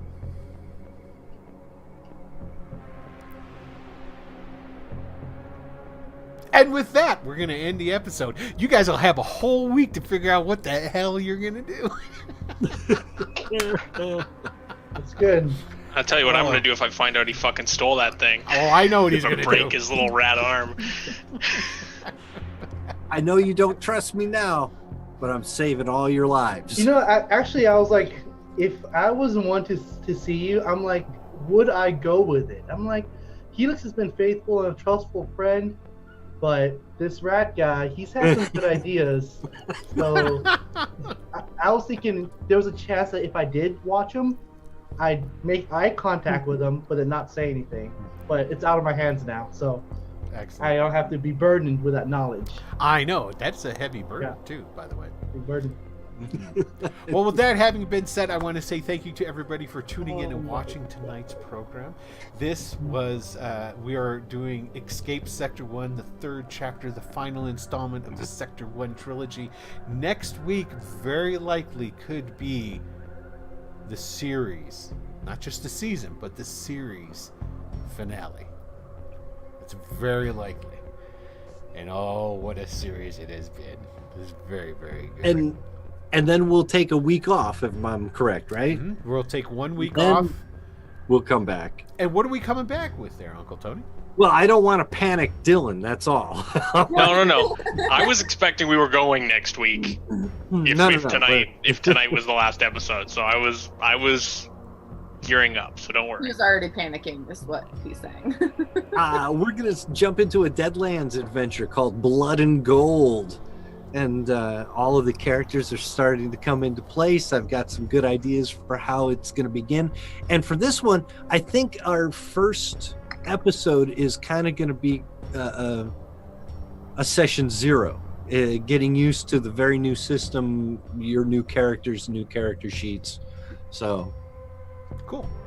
Low expectations on the first one as we all learn what we need to do. And then the adventure kicks off as you guys go in search of a lost Dutchman and his gold mine. And Tony actually just saw the first iteration of the of the title. I've got some actually I have some samples of like the rest of it to show you too to get us moving in the right direction. But it's gonna be fun. It's gonna be a cool intro. Everything you do is cool, Dylan. Yeah, thank you. Even if it's exceedingly long. How long is this one? You're never gonna live this down, Tony. I need to know how long, what I'm working with here, because I got a video that I gotta start coming up with for the City Watch campaign. I got. Don't let this become an arms race. No, I know. Can't handle it. Okay. 2 things. First is I was actually thinking of another thing to add to the blood and gold intro that was going to make it just a little bit longer. Longer? I'm not going to burden Dylan with that. Burden, I can always tell you to go fuck yourself. But you haven't yet, and I don't know why. Because everything you've asked me to do so far has been really easy. Once you start asking me the hard stuff, then I'll tell you to fuck yourself. Yeah. Okay, go fuck yourself, Tony. Anyway. And I think I know what character I'm going to do that Cockney voice for the City Watch character, but I want to be a really fat guy. Oh, of course you can. But we'll talk about the City Watch off in the air. But here, because yes. I've got a great name for him. I don't know where I came up, but I want him to be named Thisbe Preem. Totally, that's your dude's name then. So there you go. I'm setting it in stone right here. A big fat dude named Thisbe Preem is I'm going to be my City Watch guard. I love it. Big fat Cockney dude named Thisbe Preem. I love it. Absolutely love it. I may even put on weight just for that. Yeah. Method acting, eh? So, not the quarantine. So that's what's going to be happening here with the show on Wednesday nights at 9 p.m. Eastern Time.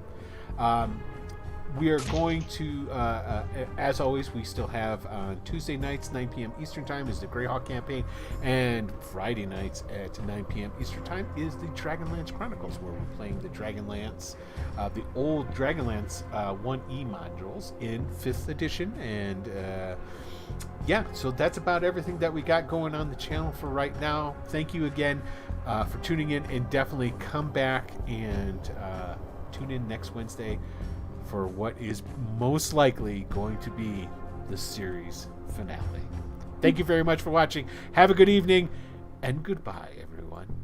Good night, everybody. Bye.